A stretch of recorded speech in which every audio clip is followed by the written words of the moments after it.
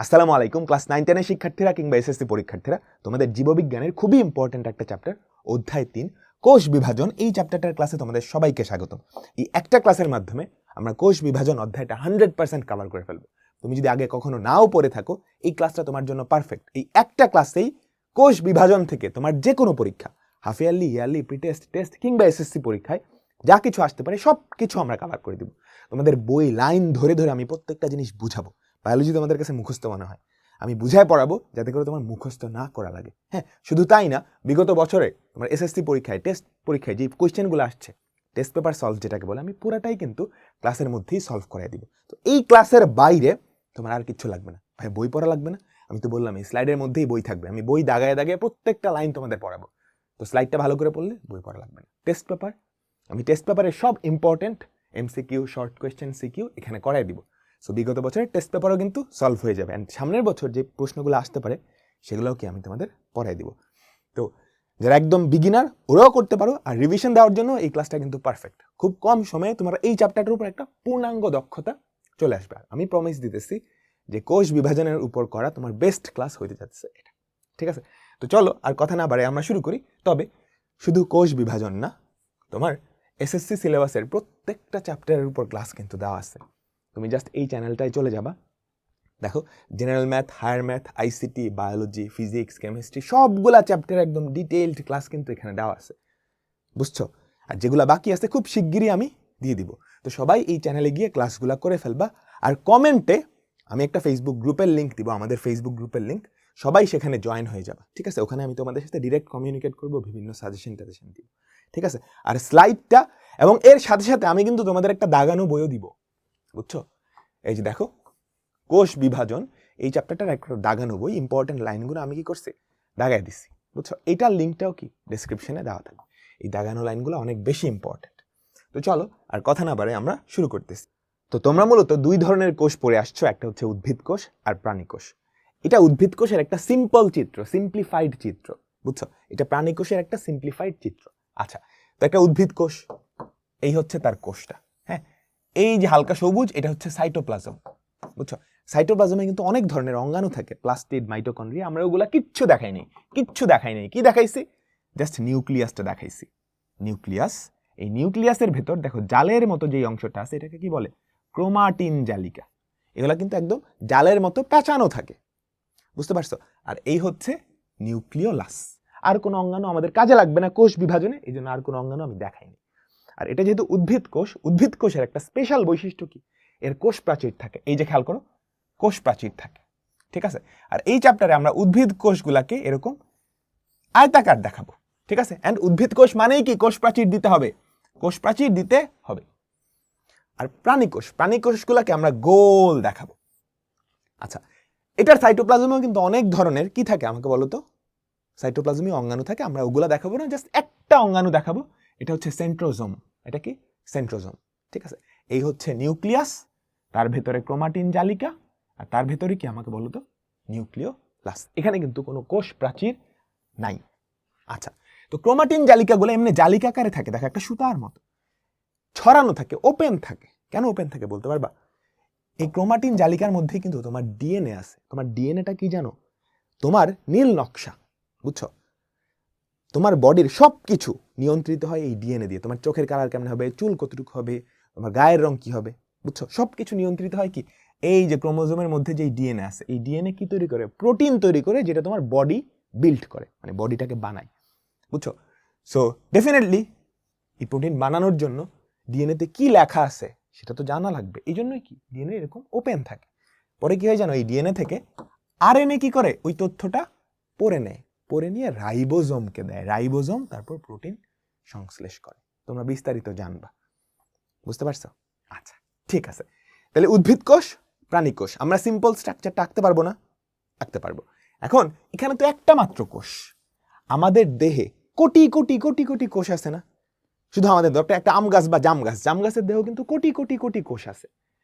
And তুমি জানো প্রত্যেকটা প্রাণী বা উদ্ভিদের জীবনের শুরু হয় একটা মাত্র কোষ থেকে, একটা মাত্র কোষ থেকে। ওই একটা মাত্র কোষ থেকে যে হাজার হাজার কোটি কোটি কোষ যে তৈরি হয়েছে আমার দেহে, কেমনে তৈরি হয়েছে বলো তো? ওই একটা কোষ বারবার বারবার বিভাজিত হয়ে আমাদের কি এই হাজার হাজার কোটি কোটি কোষ তৈরি করছে। কোন প্রক্রিয়ার মাধ্যমে? কোষ বিভাজন প্রক্রিয়ার মাধ্যমে। তো আমরা এখন সেটাই দেখব। আচ্ছা, তো চলো কোষ বিভাজন ও এর প্রকারভেদ। আচ্ছা, আমরা মানুষের কথা চিন্তা করি, বা একটা আম গাছের কথাও চিন্তা করতে পারো, ঠিক আছে? মানুষ, ধরো তোমার, হ্যাঁ, তোমার জন্ম হইছে কেমনে আমাকে বলো তো? তোমার জন্ম কিন্তু একটা কোষ থেকেই হয়েছে, তোমার পুরা বডিটা একটা কোষ থেকেই ক্রিয়েট হয়েছে। কিভাবে জানো? আচ্ছা, তোমার বাবার পুংগ্যামিট বা শুক্রাণু যেটাকে বলে, তোমার বাবার পুংগ্যামিট বা শুক্রাণু যেটাকে বলে, আর তোমার মায়ের স্ত্রীগ্যামিট বা ডিম্বাণু যেটাকে বলে, হ্যাঁ, এই দুইটা প্রথমে মিলিত হয়, ঠিক আছে? তোমার বাবার শুক্রাণু গিয়ে তোমার মায়ের ডিম্বাণুকে নিষিক্ত করে ফেলে। নিষিক্ত করার পর প্রথম যেই কোষটা তৈরি হয় এটাকে বলা হয় জাইগোট। জাইগোট মানে হচ্ছে জোড়া, বুঝছো? জাইগোট মানে কি? জোড়া।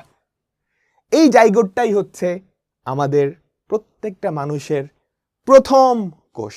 এই একটা কোষ থেকেই আমি তৈরি হইছি, তুমি তৈরি হইছো, প্রত্যেকটা মানুষ তৈরি হয়েছে। কিভাবে তৈরি হয়েছে? এই জাইগোটটা তারপর কি বিভাজিত হয়। প্রথমে তো কি একটা কোষ থেকে দুইটা কোষ তৈরি হয়, তারপর দুইটা কোষ থেকে কি আরো বিভাজিত হয়ে চারটা কোষ তৈরি করে, বুঝতে পারছো? তারপর এই চারটা কোষ বিভাজিত হয়ে কয়টা কোষ তৈরি করে আমাকে বলো? 8টা কোষ তৈরি করে, বুঝতে পারছো? এভাবে বিভাজিত হতে হতে তুমি তৈরি হয়ে গেলা। তাহলে এখানে কি হইল? কোষ বিভাজন হইল না? কোষ বিভাজন হইল না? আচ্ছা, এবার চিন্তা করো, তোমার পরবর্তী জেনারেশন, তুমি প্রাপ্তবয়স্ক হইলা, হ্যাঁ, তুমি ইউনিভার্সিটি পাস করলা, এখন তুমি বিয়ে করবা, ঠিক আছে? বিয়ে করলে, হ্যাঁ, এটা হচ্ছে তোমার ওয়াইফ। এখন তোমাদের পরবর্তী জেনারেশন মানে তোমাদের বাচ্চা তৈরি হবে না? তোমাদের বাচ্চা কিভাবে তৈরি হবে?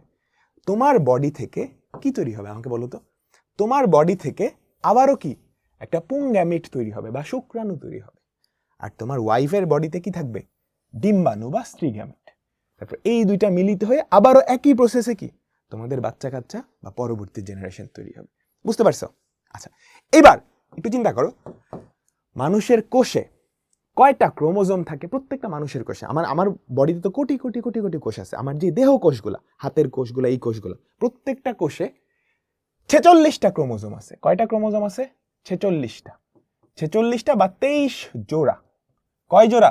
23 জোড়া ক্রোমোজোম, যেটাকে আমরা 2n দিয়ে প্রকাশ করি। 2n, 23 জোড়া, মানে বুঝছো? 23 × 2।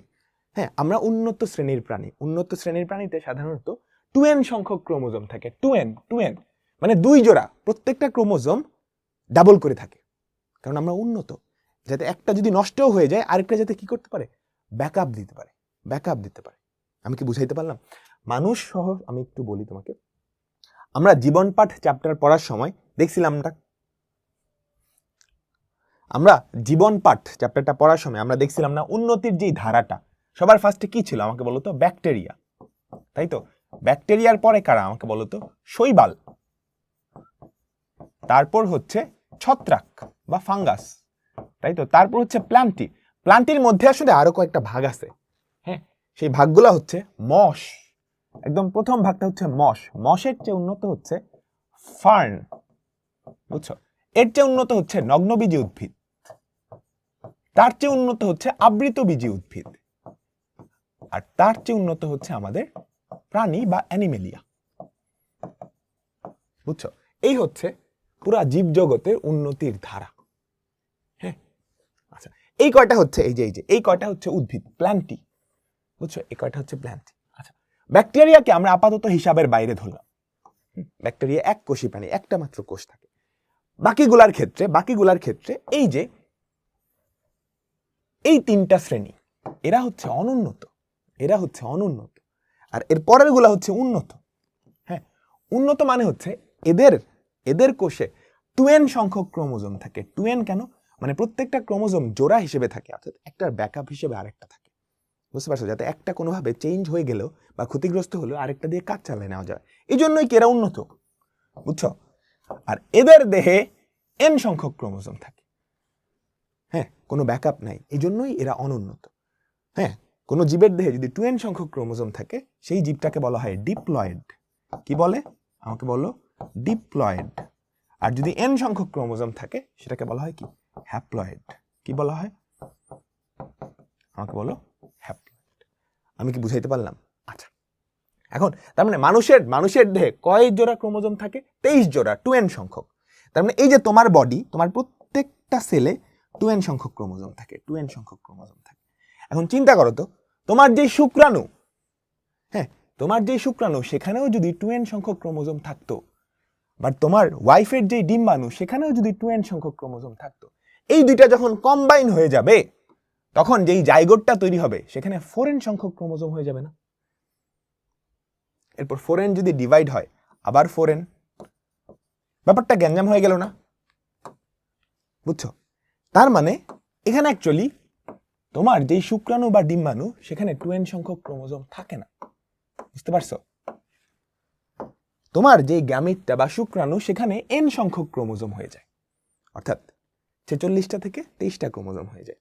ঠিক সেম ভাবে তোমার ওয়াইফের যেই ডিম্বাণু সেখানেও কি n সংখ্যক ক্রোমোজোম হয়ে যায়। এরা যখন মিলিত হয় তখন আর 4n হয় না, তখন আবার কি 2n সংখ্যক বা 46টা ক্রোমোজোম হয়ে যায়। এরপর এটা যখন আবার ডিভাইড হয়, ক্রোমোজোম সংখ্যা কিন্তু 2nই থাকতে হবে।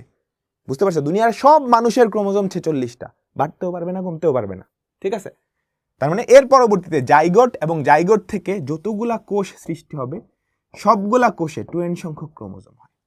তার মানে তুমি দেখতেছো দুই ধরনের বিভাজন আছে। হ্যাঁ, একটা বিভাজন হচ্ছে তোমার যখন গ্যামিট তৈরি হয়, গ্যামিট বা জনন কোষ বলে, গ্যামিট বা জনন কোষ বলে। বুঝতে পারছো? জনন কোষ তৈরির সময় এক ধরনের বিভাজন হয়, সেখানে কি হয়, ক্রোমোজোম সংখ্যা অর্ধেক হয়ে যায়। আর জাইগোট যখন বিভাজিত হয়ে তোমার দেহ কোষ তৈরি করে, বডির সেল তৈরি করে, সেখানে ক্রোমোজোম অর্ধেক হয় না, যেমন আছে তেমনই থাকে। তাহলে কোষ বিভাজন মূলত দুই প্রকার। এই যে জনন কোষ তৈরির সময় যেই বিভাজনটা, যেখানে ক্রোমোজোম সংখ্যা অর্ধেক হয়ে যায়, এইটাকে বলা হয় মিওসিস। এটাকে কি বলা হয়? মিওসিস। আর তোমার দেহ কোষ তৈরির সময় যেই বিভাজন, যেখানে ক্রোমোজোম সংখ্যা সমান থাকে, এটাকে বলা হয় মাইটোসিস।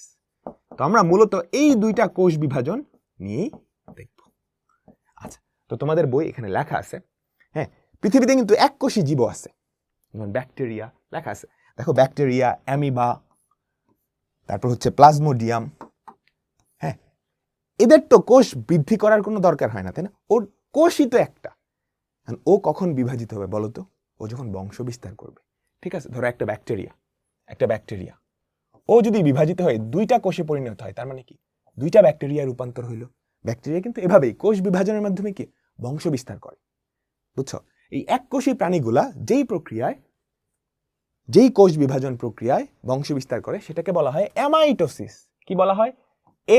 মাইটোসিস। এটা তোমাদের বইয়ে নাই, কলেজে উঠলে পড়তে পারবা, শিখতে পারবা, অ্যামাইটোসিস। ঠিক আছে? আচ্ছা, আর বহুকোষী যেই প্রাণীগুলো আছে তাদের মধ্যে দুই ধরনের কোষ বিভাজন হয়। একটা হচ্ছে মাইটোসিস, দেখো, একটা হচ্ছে মাইটোসিস, আরেকটা কি মিওসিস। বোঝা গেছে? মায়োসিস কখন হয়, মাইটোসিস কখন হয় আমাকে বলো তো? দেহকোষ তৈরির সময় যখন আমাদের ক্রোমোজোম সংখ্যা সমান রাখা লাগবে। আর মিওসিস এটা কখন হয় আমাকে বলো? আমরা মাত্রই দেখলাম জনন কোষ তৈরির সময় কি আমাদের মিওসিসটা হয়। তো চলো আমরা এখন কিছু সংজ্ঞা দেখব, তারপর আমাদের এই মাইটোসিস আর মিওসিস কোষ বিভাজন দেখব। তো কোষ বিভাজন কাকে বলে? ক নম্বরে আসতে পারে যে প্রক্রিয়ায় জীবকোষ বিভক্ত হয়ে একটা থেকে দুইটা বা চারটা অপত্য কোষ সৃষ্টি হয়, সেই প্রক্রিয়াকে বলে কোষ বিভাজন। তো অপত্য কোষ মানে কি? মানে অপরিণত কোষ। ঠিক আছে? বাচ্চা কোষ। হ্যাঁ, নতুন সৃষ্ট যেই কোষ সেগুলোকে কি বলা হয়? অপত্য কোষ বা ডটার সেল। হ্যাঁ, আর যেই কোষ থেকে অপত্য কোষ সৃষ্টি হয় তাকে বলা হয় মাতৃকোষ। এই ধরো একটা কোষ ছিল আমাদের মাতৃকোষ, এটা বিভাজিত হয়ে দুইটা অপত্য কোষ তৈরি হয়েছে, এটা হচ্ছে আমাদের মাদার সেল, এই দুইটা কি ডটার সেল। আর এই প্রক্রিয়াটাই কি কোষ বিভাজন। হ্যাঁ, জীবদেহে দুইটা গুরুত্বপূর্ণ কোষ বিভাজন প্রক্রিয়া হচ্ছে মাইটোসিস আর মিওসিস। আরেকটা আছে অ্যামাইটোসিস, যেটা আসলে নিম্ন শ্রেণীর তথা এক কোষী যেই জীবগুলো আছে তাদের প্রজননের সময় ইউজ হয়। বুঝছো? যেমন ব্যাকটেরিয়া কিংবা ইস্ট। এটা তোমাদের বইয়ে নাই, তোমাদের বইয়ে মূলত এই দুইটা নিয়ে আলোচনা আছে। এটা বেশি ইম্পর্টেন্ট, এটা নিয়ে অনেক বিস্তারিত আলোচনা আছে, আর এটা নিয়ে ছোট্ট একটু আলোচনা আছে। ওকে, আচ্ছা, তো মাইটোসিস আর মিওসিস। মাইটোসিস, এখানে কি হয়? মাতৃকোষের ক্রোমোজোম সংখ্যা 2n থাকে, অপত্য কোষের ক্রোমোজোম সংখ্যাও কি 2n হয়। বুঝতে পারছো? এটা কোথায় হয়? এটা আমাদের দেহ কোষে হয়, আমাদের দেহ কোষে হয়। আর মিওসিসের ক্ষেত্রে, মাইটোসিসের ক্ষেত্রে কি হয়? একটা মাতৃকোষ থেকে দুইটা অপত্য কোষ সৃষ্টি হয়। আর মিওসিসের ক্ষেত্রে আমাদের যেই মাতৃকোষ, এটাতে 2n সংখ্যক ক্রোমোজোম থাকে। এটা 2 ধাপে হয়। প্রথম ধাপে 2টা অপত্য কোষ তৈরি হয়, তারপর সেই 2টা থেকে আরো 2টা, তার মানে 4টা, টোটাল 4টা অপত্য কোষ তৈরি হয়। সেই সবগুলো অপত্য কোষের ক্রোমোজোম সংখ্যা এটার অর্ধেক হয়ে যায়। এই মিওসিসটা কখন হয় আমাকে বলো তো? জনন কোষ তৈরির সময় এটা হয় না, মানে শুক্রাণু, ডিম্বাণু, পুংগামিট, স্ত্রীগামিট তৈরির সময় হয়। তাহলে এই মিওসিসটা কোথায় হয় জানো? জনন মাতৃকোষে। জনন মাতৃকোষ কি? যেই কোষ থেকে ওই পুংগামিট বা স্ত্রীগামিট তৈরি হয় সেটাই হচ্ছে জনন মাতৃকোষ। আমি কি বুঝাইতে পারলাম? আচ্ছা, তো চলো আমরা এখন প্রথমত মাইটোসিস নিয়ে কথাবার্তা বলবো। দেখো তোমাদের বইয়ে কিন্তু একদম সুন্দর করে দেওয়া আছে, আমি সুন্দর করে হাইলাইট করে সেটা উঠিয়ে দিছি। তো এই যে মাইটোসিস, কোষ বিভাজন, এটা কোথায় হয়? প্রকৃত কোষে বা সুকেন্দ্রিক কোষ বিশিষ্ট একটা কোষ, সেটা বিভক্ত হয়ে 2টা কোষে পরিণত হয়। বুঝতে পারছো? এই একটা মাতৃকোষ, ঠিক আছে? মাতৃকোষ, এই মাতৃকোষে কি নিউক্লিয়াস আছে। এই মাতৃকোষটা বিভাজিত হয়ে পুরা মাতৃকোষের মতো ধর্ম বিশিষ্ট 2টা কোষ তৈরি হয়। বুঝছো? 2টা কোষ তৈরি হয় যেই প্রক্রিয়ায়, এটাকেই বলা হয় কি? আমাদের মাইটোসিস, কোষ বিভাজন। এখন গ্যাঞ্জাম আছে। ধরো আমাদের যেই মাতৃকোষটা, সেখানে 2n সংখ্যক ক্রোমোজোম আছে, 2n সংখ্যক। এখন এটা যদি 2 ভাগে ভাগ হয়ে যায়, তাহলে তো এখানে n সংখ্যক থাকার কথা, এখানে n সংখ্যক থাকার কথা ক্রোমোজোম। হ্যাঁ, আমাদের দেহ কোষে যদি এটা হয়, চিন্তা করো তো, একটা কোষ থেকে বিভাজিত হয়েছে, তাহলে তো হইল না, আমাদের প্রত্যেকটা সেলের ক্রোমোজোম সংখ্যা ফিক্সড না। তো মাইটোসিসে যেটা হয়, আগে কি হয়? এই যে মাতৃকোষটা, এটার প্রত্যেকটা এলিমেন্ট 2 ভাগে ভাগ হয়ে 2টা করে তৈরি হয়। বুঝতে পারছো? ঠিক আছে, প্রত্যেকটা 2টা নিউক্লিয়াস তৈরি হয়, প্রত্যেকটা জিনিস 2টা করে তৈরি হয়। তারপর ওই 2টার একটা যায় এখানে, একটা যায় এখানে। কাহিনী বুঝছো? তো ধরো মানুষের দেহে 46টা ক্রোমোজোম না, তো 46 দুগুণে 92টা ক্রোমোজোম তৈরি হয়, যার অর্ধেক যায় এখানে, অর্ধেক যায় এখানে। শুধু ক্রোমোজোম না, প্রত্যেকটা জিনিস। ক্রোমোজোমের মধ্যে ডিএনএ থাকে না? ডিএনএটাও কি হয়? ফার্স্টে কপি হয়ে 2টা কপি তৈরি হয়, একটা কপি এখানে যায়, একটা কপি এখানে যায়। এর ফলে যেটা হয়, আমাদের মাতৃকোষের যা ধর্ম, যা প্রপার্টি, সবগুলা ধর্ম বা প্রপার্টি আমাদের যে অপত্য কোষ, সেও মেনে চলে, তার মধ্যেও চলে আসে। বুঝতে পারছো? আচ্ছা, তাহলে আমাদের যে মাতৃকোষটা, তার সবগুলা জিনিস একবার করে বিভাজিত হয়। নিউক্লিয়াস একবার বিভাজিত হয়ে অর্ধেকটা যায় এখানে, অর্ধেকটা যায় এখানে। তাহলে নিউক্লিয়াস একবার বিভাজিত হয়। তারপর সাইটোপ্লাজম, সেটাও কিন্তু একবার বিভাজিত হয়। আবার ক্রোমোজোম গুলাও কি একবার বিভাজিত হয়। এটাই এখানে সুন্দর করে লেখা আছে। বুঝছো? মাইটোসিসে নিউক্লিয়াস সমানভাবে একবার বিভাজিত হয়, প্রত্যেকটা ক্রোমোজোম একবার বিভাজিত হয়। হ্যাঁ, বিভাজিত না হইলে কিন্তু ক্রোমোজোম সংখ্যা অর্ধেক হয়ে যেত। ঠিক আছে, সাইটোপ্লাজমও একবার বিভাজিত হয়। এবং মাতৃকোষ আর অপত্য কোষ, যে 2টা অপত্য কোষ তৈরি হয়, তাদের সব প্রপার্টি, তাদের আকার আয়তনও সেম হয়। এজন্যই এই কোষ বিভাজনকে বলা হয় সমীকরণিক কোষ বিভাজন। এটা কোথায় হয়?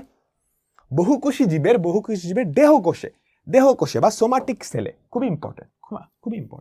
সোমাটিক সেল বা দেহকোষে কি এই মাইটোসিস, কোষ বিভাজন হয়। ঠিক আছে, এই মাইটোসিস, কোষ বিভাজনের ফলে উদ্ভিদ এবং প্রাণীর দৈর্ঘ্যে ও প্রস্থে বৃদ্ধি পায়। এই যে তুমি পুচকি একটা কোষ থেকে এত বড় হয়ে গেছো, বা পিচ্চি থেকে যে বড় হইছো, কি জন্য হইছো? এই মাইটোসিস, কোষ বিভাজনের কারণে। ঠিক আছে, দেখো সুন্দর করে লেখা আছে কোথায় কোথায় হয়। প্রাণীর দেহকোষে, উদ্ভিদের বর্ধনশীল অংশের ভাজক টিস্যু। উদ্ভিদের পাতায় নতুন নতুন পাতা দেখো না, কুড়ি দেখো না? প্রত্যেকবার শীতকাল গেলে উদ্ভিদের নতুন পাতা গজায়, ওই যে মাথার যে অংশটা, বর্ধনশীল অংশটা, সেখানে কি হয়? মাইটোসিস, কোষ বিভাজন হয়। কাণ্ড ও মূলের অগ্রভাগ, ভ্রূণমুকুল, ভ্রূণমূল, বর্ধনশীল পাতা, মুকুল ইত্যাদিতে মাইটোসিস হয়। প্রত্যেকটা লাইন ইম্পর্টেন্ট, প্রত্যেকটা কথা ইম্পর্টেন্ট। ঠিক আছে, আবার নিম্ন শ্রেণীর উদ্ভিদ বা প্রাণীর অযৌন জননের সময় কি এই মাইটোসিস, কোষ বিভাজন হতে পারে। ঠিক আছে, হ্যাঁ, নিম্ন শ্রেণীর প্রাণী, ধরো একটা প্রাণী ও ভাগ হয়ে 2টাতে পরিণত হইল, যদি এক কোষী হয়, তাহলে ওর বংশ বিস্তার হয়ে গেল না? মাইটোসিসের মাধ্যমে কি ওর মতোই 2টা কোষ তৈরি হবে। ওর নিজেই যদি এক কোষী হয়, ওর মতো 2টা কোষ তৈরি হয়ে গেল, তার মানে 2টা বাচ্চা তৈরি হয়ে গেছে। বুঝতে পারছো? আচ্ছা, ঠিক আছে, এটা নিয়ে অত বিস্তারিত নাই। তো চলো আমরা এই যে মাইটোসিস, এটা নিয়ে বিভিন্ন তথ্য দেখলাম, এগুলাই সুন্দর করে এখানে লেখা আছে। হ্যাঁ, মাইটোসিস কই হয় আমি সুন্দর করে পয়েন্ট আকারে লিখে দিছি, একটু লিখে দিছি। তো মাইটোসিস প্রক্রিয়ায় নিউক্লিয়াস আর ক্রোমোজোম একবার করে বিভাজিত হয়।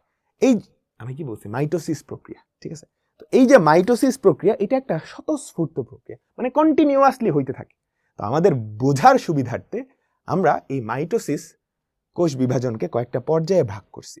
Prophase, prometaphase, metaphase, anaphase, telophase, এই কয়টা পর্যায়। আমি কি বুঝাইতে পারলাম? আচ্ছা, তো আমরা আরো কয়েকটা জিনিস একটু দেখি। তো মাইটোসিসের সংজ্ঞা তোমার কাছে যদি চাই, তুমি কি লিখবা? যে কোষ বিভাজন প্রক্রিয়ায় প্রকৃত বা সুকেন্দ্রিক কোষ একটা ধারাবাহিক প্রক্রিয়ায় বিভক্ত হয়ে হুবহু মাতৃকোষের অনুরূপ দুইটা অপত্য কোষ সৃষ্টি করে, তাকেই মাইটোসিস বলে। হ্যাঁ, এখন মাইটোসিসের কি সংগঠন স্থান আমরা দেখে ফেলছি, সংগঠন স্থান আমরা দেখে ফেলছি। আচ্ছা, তো এই মাইটোসিস প্রক্রিয়ায় কতগুলা ধাপ আছে, কতগুলা ফেজ আছে। হ্যাঁ, প্রথম যেই ধাপটা, এটাকে বলা হয় প্রস্তুতি পর্ব। ধরো তুমি একটা পরীক্ষা দিবা, তো পরীক্ষার জন্য তুমি প্রিপারেশন নাও, ধরো হাফ ইয়ারলি পরীক্ষা, 3 মাস ধরে প্রিপারেশন নিচ্ছ, তারপর 20 দিন হচ্ছে হাফ ইয়ারলি পরীক্ষা, তাই না? তাহলে এই যে প্রস্তুতি পর্বটা, এই প্রস্তুতি পর্বটা হচ্ছে সবচেয়ে বড়। এই প্রস্তুতি পর্বটা কি সবচেয়ে বড়, ঠিক আছে? এই প্রস্তুতি পর্বটাকে বলা হয় ইন্টারফেস। কি বলা হয়? কি বলা হয়? ইন্টারফেস। বুঝছো? ধরো এখান থেকে এতটুকু পর্যন্ত, এটাকে কি বলা হয়? ইন্টারফেস। আচ্ছা, তারপর এই ছোট্ট একটা সময় জুড়ে তুমি কি করবা? কোষ বিভাজন করবা।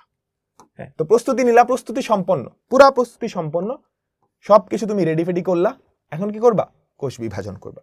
তো এই এতটুকু টাইম, এটা হচ্ছে কি বিভাজন পর্যায়। হ্যাঁ, বিভাজন পর্যায়। এই বিভাজন পর্যায়কে আবার দুইটা ভাগে ভাগ করতে পারো। অর্ধেকটাকে বলা হয় প্রথম যে অর্ধেকটা, এটাকে বলা হয় ক্যারিওকাইনেসিস। কি বলা হয়? ক্যারিওকাইনেসিস।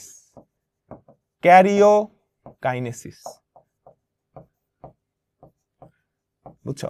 ক্যারিও মানে হচ্ছে কেন্দ্র, কেন্দ্র মানে নিউক্লিয়াস, কাইনেসিস মানে বিভাজন হওয়া। তো এই অংশটা হচ্ছে নিউক্লিয়াসের বিভাজন হওয়া। নিউক্লিয়াস অর্থাৎ একটা নিউক্লিয়াস বিভাজিত হয়ে দুইটা নিউক্লিয়াসে তৈরি হয়। আর এর পরের যে অংশটা, এটাকে বলা হয় সাইটোকাইনেসিস। সাইটো মানে সাইটোপ্লাজম, বুঝতে পারছো? তার মানে এবার সাইটোপ্লাজমটা বিভক্ত হয়ে দুইটা কোষে পরিণত হয়। আমাদের পুরা কাজ শেষ। একটা কোষ, হ্যাঁ, ও প্রস্তুতি নিচ্ছে, তারপর ওর নিউক্লিয়াসটা কি হয়ে গেল? প্রস্তুতি নিল। এই প্রস্তুতি পর্বটাই কিন্তু সবচেয়ে বড়। তারপর ওর নিউক্লিয়াসটা দুইটা ভাগে ভাগ হয়ে গেল, ক্যারিওকাইনেসিস হয়ে গেল। তারপর এই যে দেখো, সাইটোপ্লাজমটা কি মাঝখান থেকে ভেঙে গিয়ে দুইটা কোষ তৈরি করবে, এটাই কি সাইটোকাইনেসিস। আমি কি বুঝাইতে পারলাম? তারপর এই কোষগুলো আবারও কি প্রস্তুতি পর্বের মধ্যে দিয়ে যাবে, তারপর আবার ক্যারিওকাইনেসিস, সাইটোকাইনেসিস, এমনি চলতে থাকবে। কাহিনী বুঝছো? প্রত্যেকটা কোষের সাইকেলটা কি? ইন্টারফেস মানে প্রস্তুতি পর্ব, ওকে। তারপর তার ক্যারিওকাইনেসিস হয়ে যাবে, মানে কেন্দ্রিকার বিভাজন। হ্যাঁ, তারপর কি হবে? সাইটোকাইনেসিস। তারপর অপত্য কোষ যেই দুইটা সৃষ্টি হয়েছে, তারা কি আবার ইন্টারফেস এই পর্যায়টায় চলে যাবে, বুঝছো? তারপর আবার ক্যারিওকাইনেসিস। এই যে ক্যারিওকাইনেসিস, এইটা নিয়েই আমাদের হচ্ছে মেইন ডিসকাশন। এই ক্যারিওকাইনেসিসকে আবার কয়েকটা ভাগে ভাগ করা যায়। আমি কি বুঝাইতে পারলাম? এই ক্যারিওকাইনেসিসকেই কয়েকটা ভাগে ভাগ করা যায়, আমরা সেটা একটু পরেই দেখব। তো এগুলাকে মূলত তোমাদের বইগুলাতে, উচ্চ শ্রেণীর বইগুলাতে একটা সাইকেল হিসেবে দেখায়। কিভাবে জানো? এই যে এভাবে, হ্যাঁ, কোষচক্র বলে। একটা লম্বা সময় জুড়ে, এই যে এই পুরা সময়টা জুড়ে কি থাকে? ইন্টারফেস, অর্থাৎ আমাদের কোষটা কি করতে থাকে? কোষ বিভাজনের জন্য প্রস্তুতি নিতে থাকে। আর এই অংশটা জুড়ে হচ্ছে ওর বিভাজনটা হয়।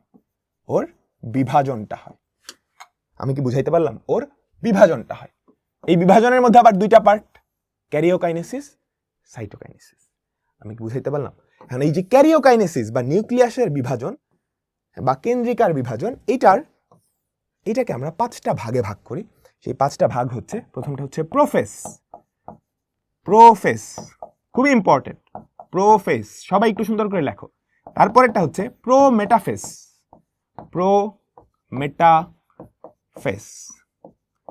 তারপরেরটা হচ্ছে মেটাফেস। তারপর কি আমাকে বলো তো? অ্যানাফেস। তারপর হচ্ছে টেলোফেজ। আমি কি তোমাকে বুঝাইতে পারলাম? তাহলে ব্যাপারটা কি হয় জানো, ইন্টারফেজ, ইন্টারফেজের পর ক্যারিওকাইনেসিসে ঢুকে না, ইন্টারফেজের পর অ্যাকচুয়ালি কোথায় ঢুকে জানো, এই প্রোফেজে ঢুকে। Prophase, prometaphase, metaphase, anaphase, telophase, এই সবগুলা ধাপ মিলে কি ক্যারিওকাইনেসিস। তারপর এখান থেকে সাইটোকাইনেসিসে ঢুকে। কাহিনী বুঝছো? সাইটোকাইনেসিস শেষ, দুইটা কোষে পরিণত হয়েছে। এবার ওই দুইটা কোষ আবার কি পরবর্তী বিভাজনের জন্য প্রস্তুতি পর্যায়ে ঢোকে। তারপর আবার সেটা কি prophase, prometaphase, metaphase, anaphase, telophase, মানে ক্যারিওকাইনেসিস কমপ্লিট করে সে কি পরের স্টেপে চলে যায়। আমি কি বুঝাইতে পারলাম? তো আমাদের এখন মেইন ডিসকাশনটা হচ্ছে এই যে ক্যারিওকাইনেসিস, এই ব্যাপারটা কিভাবে ঘটে, অর্থাৎ নিউক্লিয়াসের যে বিভাজন বা কেন্দ্রিকার বিভাজন সেটা কিভাবে ঘটে সেটাই আমি দেখব। তো নিউক্লিয়াসের বিভাজন কন্টিনিউয়াস প্রক্রিয়া, কিন্তু আমাদের সুবিধার জন্য এই 5টা ধাপে ভাগ করছি। তো শুরুতেই আমি পুরাটা একবার এক্সপ্লেন করব যে ক্যারিওকাইনেসিস আসলে কি হয়, আমাদের নিউক্লিয়াসটা কিভাবে বিভাজিত হয়, ঠিক আছে? তো আমি প্রাণী কোষ দিয়ে দেখাবো। প্রাণী কোষ আর উদ্ভিদ কোষের সামান্য একটু পার্থক্য আছে, পার্থক্যটা পরে দেখাবো। তো প্রাণী কোষ গোল্লা করে আঁকবো, ঠিক আছে? প্রাণী কোষ আমরা কি গোল্লা করে আঁকবো। ওকে, এই হচ্ছে প্রাণী কোষের নিউক্লিয়াস, এটা কি আমাদের নিউক্লিয়াস। তো শুরুতে কি হয় জানো, নিউক্লিয়াসের মধ্যে আমাদের ক্রোমাটিন জালিকাগুলা এমনি পেঁচানো থাকে না, পেঁচানো থাকে। আর এখানে কি আমাদের সেন্ট্রিওল থাকে, সেন্ট্রোজোম থাকে, ঠিক আছে, নিউক্লিওলাস থাকে। একদম শুরুতেই ও যেহেতু বিভাজিত হবে, তাই না, বিভাজিত হবে, নিউক্লিয়াসটা ফার্স্ট একটু বড় হয়, বুঝছো? প্রথমেই কি নিউক্লিয়াসটা একটু বড় হয়ে গেল, ঠিক আছে? আচ্ছা, আমাদের যে ক্রোমাটিন জালিকা এটা কিন্তু এমনি জালিকা আকারে থাকে, বুঝছো? খোলা থাকে, মানে সুতা। আচ্ছা, সুতা তোমরা পেঁচানো সুতা দেখছো না সুতার গুটির মধ্যে? এখন সবগুলা সুতা তুমি যদি গুটি থেকে খুলে জাস্ট এমনি এলোমেলো বলে ফালায় রাখো, এরকম লাগবে না? খোলা অবস্থায় থাকে। কেন খোলা অবস্থায় থাকে? যাতে করে এখান থেকে আরএনএ, ওই ডিএনএতে যা লেখা আছে, আমাদের জিনে যা লেখা আছে, ওই তথ্যগুলা নিয়ে রাইবোজোমকে দিতে পারে, রাইবোজোম প্রোটিন তৈরি করতে পারে। এই জন্যই খোলা অবস্থায় থাকে, বুঝছো? এরপর কি হয় জানো, এই যে ক্রোমাটিন জালিকা, এইটা আস্তে আস্তে কুণ্ডলিত হতে থাকে, সংকুচিত হতে থাকে।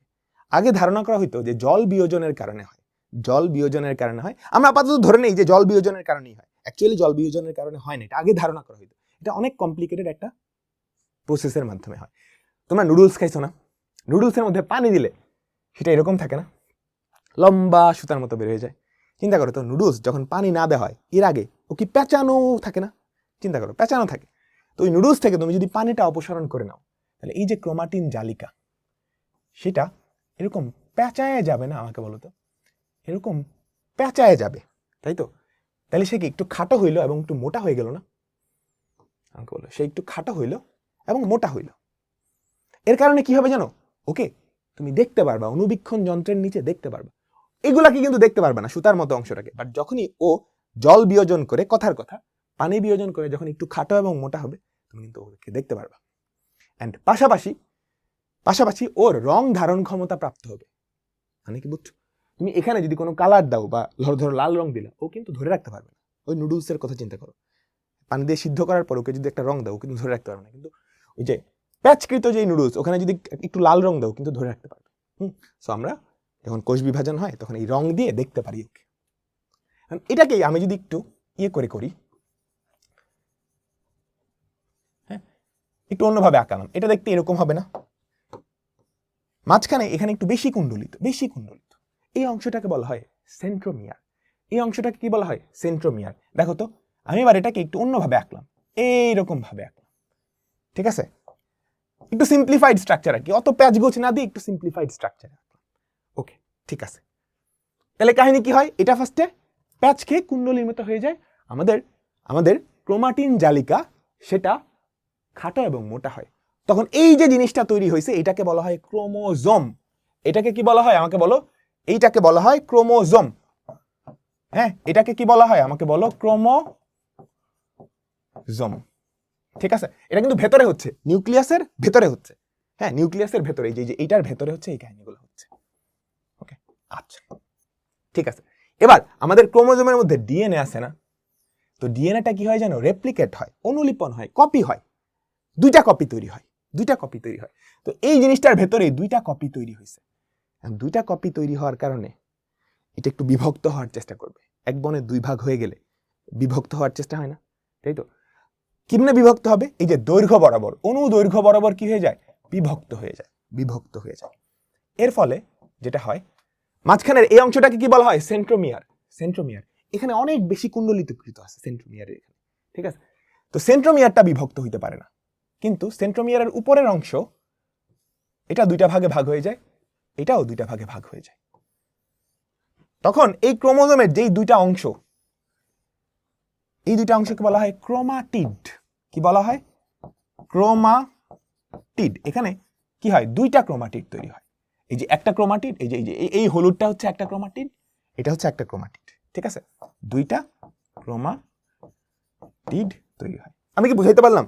আচ্ছা, তাহলে এই কাহিনীগুলা নিউক্লিয়াসে হইল ক্রোমাটিন জালিকা, সে আস্তে আস্তে খাটো এবং মোটা হয়ে ফার্স্টে ক্রোমোজোম তৈরি করে, তারপর ক্রোমোজোম থেকে কি তৈরি হইল?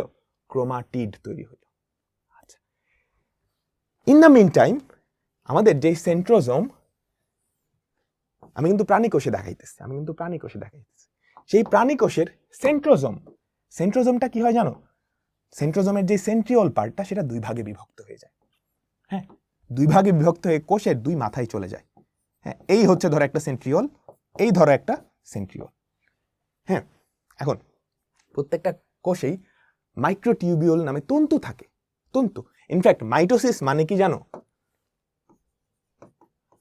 মাইটোসিস, সিস মানে হচ্ছে প্রক্রিয়া, মাইটোস মানে কি জানো? তন্তু। অর্থাৎ যেই কোষ বিভাজন প্রক্রিয়ায় তন্তু থাকে সেটাকে বলা হয় মাইটোসিস, ঠিক আছে? সো কি করে জানো? একটু মনোযোগ। এই যে সেন্ট্রিওল দুইটা, তারা দুই প্রান্তে চলে যায় এবং কোষের মধ্যে যত তন্তু আছে বা মাইক্রোটিউবুল আছে, ওগুলাকে সে একসাথে কালেক্ট করে ও কি করে? এইরকম একটা স্ট্রাকচার তৈরি করে, এটাকে বলা হয় স্পিন্ডল যন্ত্র বা মাকু যন্ত্র। মাকু ব্যাপারটা কি জানো? ধরো এটা আমার ফোন, ঠিক আছে? এটার মধ্যে আমি যদি সুতা পেঁচাইতে থাকি, চিন্তা করো, এই যে এর একটা ফোন, এটার উপর দিয়ে আমি যদি সুতা পেঁচাইতে থাকি, একটা সময় কি এরকম স্ট্রাকচার হয়ে যাবে না? চিন্তা করো, যারা ঘুড্ডি উড়াইছো, এবার মাঝখান দিয়ে তুমি যদি একটু কেটে দাও, এটা দেখতে অনেকটা এটার মতো না? যখন এমনি পেঁচাও, ওই জিনিসটাকে বলা হয় মাকু যন্ত্র বাংলায়, ঠিক আছে? আচ্ছা, তো এই জিনিসটাকেই বলা হয় মাকু যন্ত্র বা স্পিন্ডল যন্ত্র, ঠিক আছে? আর এই স্পিন্ডল যন্ত্রের যেই তন্তুগুলা, এটাকে কি বলা হয়? স্পিন্ডল তন্তু। আমি কি বুঝাইতে পারলাম? ঠিক আছে? ইন দ্য মিন টাইম ও কিন্তু ফর্ম হয়ে গেছে, ক্রোমাটিড কিন্তু ফর্ম হয়ে গেছে। ক্রোমাটিডের মাঝখানের অংশটা কি? সেন্ট্রোমিয়ার। এখানে কিন্তু অনেক জালিকা, অনেক পেঁচাকারে আছে, এই জন্য উপরের দুই পাশ বিভক্ত হইলেও এখান থেকে কিন্তু বিভক্ত হইতে পারতেছে না। এবার কি হবে? এই যে আমাদের কি তৈরি হইলো? দুইটা ক্রোমাটিড তৈরি হলো, ওরা এসে কি হবে জানো? ও এসে এই যে স্পিন্ডল তন্তু, তার সাথে কানেক্টেড হবে। কার মাধ্যমে কানেক্টেড হবে? আরেকটা তন্তুর মাধ্যমে কানেক্টেড হবে, বুঝছো? কার মাধ্যমে কানেক্টেড হবে? তন্তুর মাধ্যমে কানেক্টেড হবে। হ্যাঁ, আকর্ষণ করছে। তাহলে যেই তন্তুর মাধ্যমে কানেক্টেড হয়েছে সেটাকে কি বলে বলতো? ট্র্যাকশন ফাইবার বা আকর্ষণ তন্তু। তাহলে কি হয়ে গেল? এই যে স্পিন্ডল তন্তুর সাথে এই সেন্ট্রোমিয়ারটা কানেক্ট হয়ে গেল, বুঝছো? এবার কি হবে? এই স্পিন্ডল তন্তু ধরে আমাদের সেন্ট্রোমিয়ারটা আস্তে আস্তে ট্রাভেল করে আমাদের কোষের একদম মাঝামাঝি যেই অঞ্চলটা যেটাকে বলা হয় বিষুবীয় অঞ্চল, সেই বিষুবীয় অঞ্চলে চলে আসবে, বুঝছো? তো আমাদের এই যেটা, দাঁড়াও একটু দেখাই, যে ও কি করবে? আস্তে আস্তে ট্রাভেল করতে একদম সেন্টারে চলে আসবে, বিষুবীয় অঞ্চলে চলে আসবে। সিমিলার ভাবে এই বাবাজিও কি করবে? আরে তো ভালোই পেঁচাল, দাঁড়াও। আচ্ছা, ঠিক আছে, আমার একটু ট্রাভেল করতে সে কি একদম কোথায় চলে আসবে? আমাকে বলো। বিষুবীয় অঞ্চলে চলে আসবে, ঠিক আছে? বিষুবীয় অঞ্চলে চলে আসবে। এই অবস্থায় আমাদের ক্রোমাটিড বা ক্রোমোজোম যাই বলো না কেন, এটা সবচেয়ে মোটা এবং খাটো হয়। এবার খেয়াল করো, আমাদের যে মাকু যন্ত্র, তার ঠিক মাঝামাঝি চলে আসছে না? তন্তুর এই পার্টটা নিচের দিকে কানেক্টেড, এই পার্টটা নিচের দিকে, উপরের দিকে কানেক্টেড। খেয়াল করো, তাহলে আমাদের ক্রোমাটিডটার অবস্থা কিরকম হবে? এই। ওকে, এটার উপরে একটা স্পিন্ডল তন্তু, নিচে একটা স্পিন্ডল তন্তু, দুইজন মিলে দুই দিকে দিবে টান। হ্যাঁ, এতক্ষণ পর্যন্ত উপরে ভাগ হয়ে গেছে, নিচে ভাগ হয়ে গেছে, কিন্তু এখানে কিন্তু ভাগ হইতে পারতেছিল না। কারণ কি, এখানে অনেক বেশি কুণ্ডলী পেঁচান ছিল। এবার যখন স্পিন্ডল তন্তুর কারণে দুই দিকে টান খাবে, এরপরে কাহিনী কি হবে, এটা ঠাস করে এখান থেকে ভেঙে যাবে, সেন্ট্রোমিয়ারটা বিভাজিত হয়ে যাবে। হ্যাঁ, সেন্ট্রোমিয়ারটা বিভাজিত হওয়ার পরে একটু খেয়াল করো সবাই, একটু মনোযোগ। হ্যাঁ, সেন্ট্রোমিয়ারটা বিভাজিত হওয়ার পরে যেটা হবে, তখন দুইটা অপত্য ক্রোমোজোম তৈরি হয়ে গেল না? চিন্তা করো, চিন্তা করো, আগে ছিল ক্রোমাটিড, এখন একটু চিন্তা করো, এই হচ্ছে আমাদের সেন্ট্রিওল, ঠিক আছে? ঘুরু, এখন কি হয়ে গেছে, দুইটা অপত্য ক্রোমোজোম। এখন এই অপত্য ক্রোমোজোমটা কি হবে জানো, এই যে সেন্ট্রোমিয়ারকে ফলো করে করে একটা যাবে উপরের দিকে, একটা আরেকটাকে বিকর্ষণ করবে, কিন্তু বিকর্ষণ করবে, এক বনে দুই ভাগ থাকতে বিকর্ষণ করে না? সো একটা যাবে উপরের দিকে, আরেকটা যাবে নিচের দিকে। মনে রাখতে হবে সেন্ট্রোমিয়ার আগে যাবে। হ্যাঁ, এটা দেখে বোঝা যাচ্ছে না, সেন্ট্রোমিয়ার আগে, আর এই দুইটা কি ওকে ফলো করতে করতে যাবে। দুইটা যে অংশ, একটা যাবে উপরের দিকে, আরেকটা যাবে কি নিচের দিকে, একটা যাবে উপরের দিকে, আরেকটা যাবে নিচের দিকে। তাহলে দুইটা অপত্য ক্রোমোজোম কিন্তু হয়ে গেছে, আমি কি বুঝাইতে পারলাম? তো এই পর্যায়ে এসে আমাদের ক্রোমোজোমটা বিভিন্ন আকৃতির হইতে পারে। এরকম হইতে পারে যে ভি আকৃতির, আবার এরকম হইতে পারে যে আমাদের ক্রোমোজোমের দুইটা অংশ না, একটা অংশ কি একটু বড়, একটা অংশ একটু ছোট। আবার কি হইতে পারে, একটা অংশ অনেক বড়, আরেকটা অংশ একটু বেশি ছোট। আবার এরকম হইতে পারে যে একটা অংশ বেশি বড়, আরেকটা অংশ নাই। বুঝতে পারছো? ক্রোমোজোমের এই কয়টা আকৃতি সাধারণত দেখা যায়। এই আকৃতি অর্থাৎ ভি আকৃতির ক্রোমোজোমকে বলা হয় মেটাসেন্ট্রিক ক্রোমোজোম। কি মেটাসেন্ট্রিক, আমি একটু পরে বলবো। মেটাসেন্ট্রিক, বুঝছো? মেটাসেন্ট্রিক অর্থাৎ আমাদের সেন্ট্রোজোমটা, বা এটাকে কি বলে, হ্যাঁ সেন্ট্রোমিয়ারটাকে একদম মাঝামাঝি থাকে। মেটা মানে মাঝামাঝি, এটাকে বলা হয় সাব মেটাসেন্ট্রিক। কি বলে? সাব মেটাসেন্ট্রিক, অর্থাৎ সেন্ট্রোমিয়ারটা ঠিক মাঝামাঝি না, একটু সাইডে আছে। এটাকে বলা হয় মেটাসেন্ট্রিক, সাবমেটাসেন্ট্রিক, অ্যাক্রোসেন্ট্রিক। আমি নামটা ভুলে গেছিলাম, অ্যাক্রোসেন্ট্রিক। অ্যাক্রো মানে হচ্ছে ডিগবাজি দেওয়ার মতো, মনে হচ্ছে না একটা ডিগবাজি দিচ্ছে, এটাকে বলা হয় অ্যাক্রোসেন্ট্রিক ক্রোমোজোম। আর এটা একদম টেলে, লেজের মধ্যে আছে, এই জন্য এটাকে বলা হয় টেলোসেন্ট্রিক ক্রোমোজোম। ঠিক আছে? এরপরে আস্তে আস্তে কি হয়, এরা বিকর্ষণ করে দুইজন দুই মাথায় চলে যায়। আমি একটু পরের পেজে একটু চলে যাচ্ছি, আমি এটা মুছে দিচ্ছি। তো দুইজন দুই মাথায় চলে গেছে, ও কিন্তু বিভাজনের জন্য প্রস্তুত। খেয়াল করছো? এরপরে যেটা হয়, দুইটা ক্রোমোজোম যখন দুই মাথায় চলে যায়, তখন শুরুতে খেয়াল করো, আমাদের জালিকা ছিল, ক্রোমাটিন জালিকা, ও আস্তে আস্তে কি হয়েছে, মোটা এবং খাটো হয়েছে। এবার তার উল্টা কাজটা হইতে থাকে, অর্থাৎ এই যে ক্রোমোজোমটা, হ্যাঁ, সে আস্তে আস্তে এই যে এটা থেকে উল্টা প্রসেসটা শুরু করে, সে আস্তে আস্তে জালিকাকার মতো হইতে থাকে এবং লম্বা হইতে থাকে, সরু হইতে থাকে, ক্রোমাটিন জালিকা তৈরি হয়। বুঝছো? এখানে কি ক্রোমাটিন জালিকার মতো সে তৈরি হয়ে যায়, এবং তার আশপাশ দিয়ে নিউক্লিয়ার মেমব্রেন, ভেতরে নিউক্লিওলাস, এই জিনিসগুলা তৈরি হয়। এবং আমাদের যে স্পিন্ডল যন্ত্রটা ছিল, স্পিন্ডল যন্ত্র বা স্পিন্ডল তন্তু, সেটা আস্তে আস্তে ভ্যানিশ হইতে থাকে। বুঝতে পারছো? তার মানে আমাদের নিউক্লিয়াস দুইটা ভাগে ভাগ হয়ে গেল না? এই জিনিসটাই হচ্ছে ক্যারিওকাইনেসিস। এরপর কি হয়, সাইটোপ্লাজমটা দুই ভাগে ঘ্যাচাং করে বিভক্ত হয়ে যায়, সাইটোকাইনেসিস। তার মানে পুরা ব্যাপারটা তুমি কি বুঝছো? আমি পুরা মাইটোসিসটা বুঝাই ফেললাম। এটা কি আমরা বিভিন্ন ভাগে ভাগ করবো, এই যে 5টা ভাগে, prophase, prometaphase, metaphase, anaphase, telophase.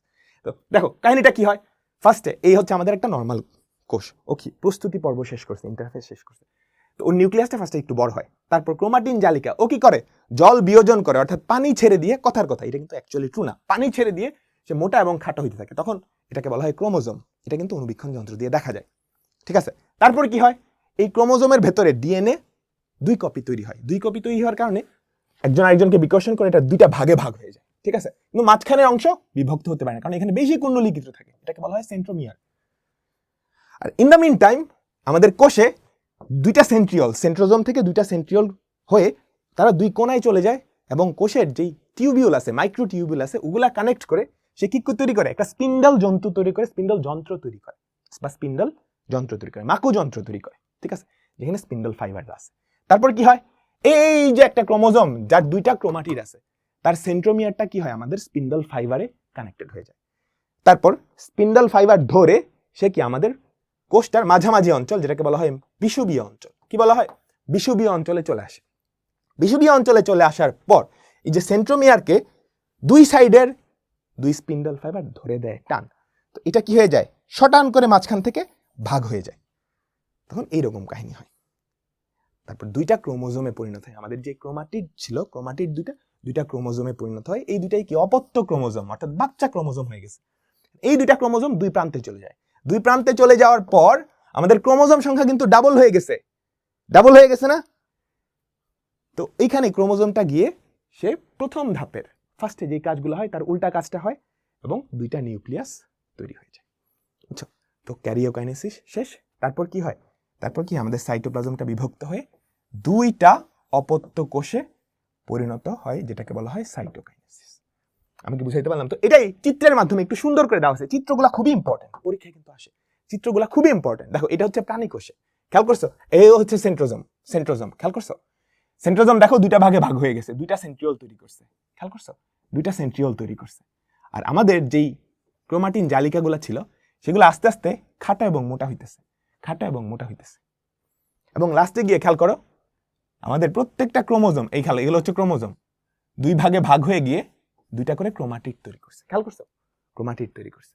In the mean time এই যে দুইটা সেন্ট্রিওল ছিল, দুইটা সেন্ট্রিওল দুই মাথায় গিয়ে, খেয়াল করো, দুইটা সেন্ট্রিওল দুই মাথায় গিয়ে আমাদের স্পিন্ডল ফাইবার দিয়ে স্পিন্ডল যন্ত্র বা মাকু যন্ত্র তৈরি করে, এবং আমাদের যে ক্রোমাটিড সেটা তার সেন্ট্রোমিয়ারের মাধ্যমে এই স্পিন্ডল ফাইবারে কানেক্টেড হয়েছে, খেয়াল করছো? সেন্ট্রোমিয়ারের মাধ্যমে স্পিন্ডল ফাইবারে কানেক্ট হয়েছে। এবার ওই স্পিন্ডল ফাইবার ধরে ধরে তারা কোথায় চলে আসে, আমাকে বলো। এই যে এই স্টেপের পর এই স্টেপ, এই স্টেপের পর এই স্টেপ, বুঝছো? স্পিন্ডল ফাইবার ধরে ধরে সে কোথায় চলে আসে, আমাকে বলো। একদম মাঝামাঝি। কোথায় চলে আসে? একদম মাঝামাঝি, বিষুবীয় অঞ্চলে চলে আসে। এবার দুই পাশ থেকে দুইজনে দেয় টান, এর ফলে যেটা হয়, ঠাস করে মাঝখান থেকে কেটে যায়, ভেঙে যায়, বুঝছো? তো আমাদের ওই একজোড়া ক্রোমাটিড থেকে দুইটা ক্রোমোজোম তৈরি হয়, যাদেরকে বলা হয় অপত্য ক্রোমোজোম, বাচ্চা ক্রোমোজোম, ঠিক আছে? তারপর এই ক্রোমোজোম দুইটা ট্রাভেল করে দুই কোণায় চলে যায়।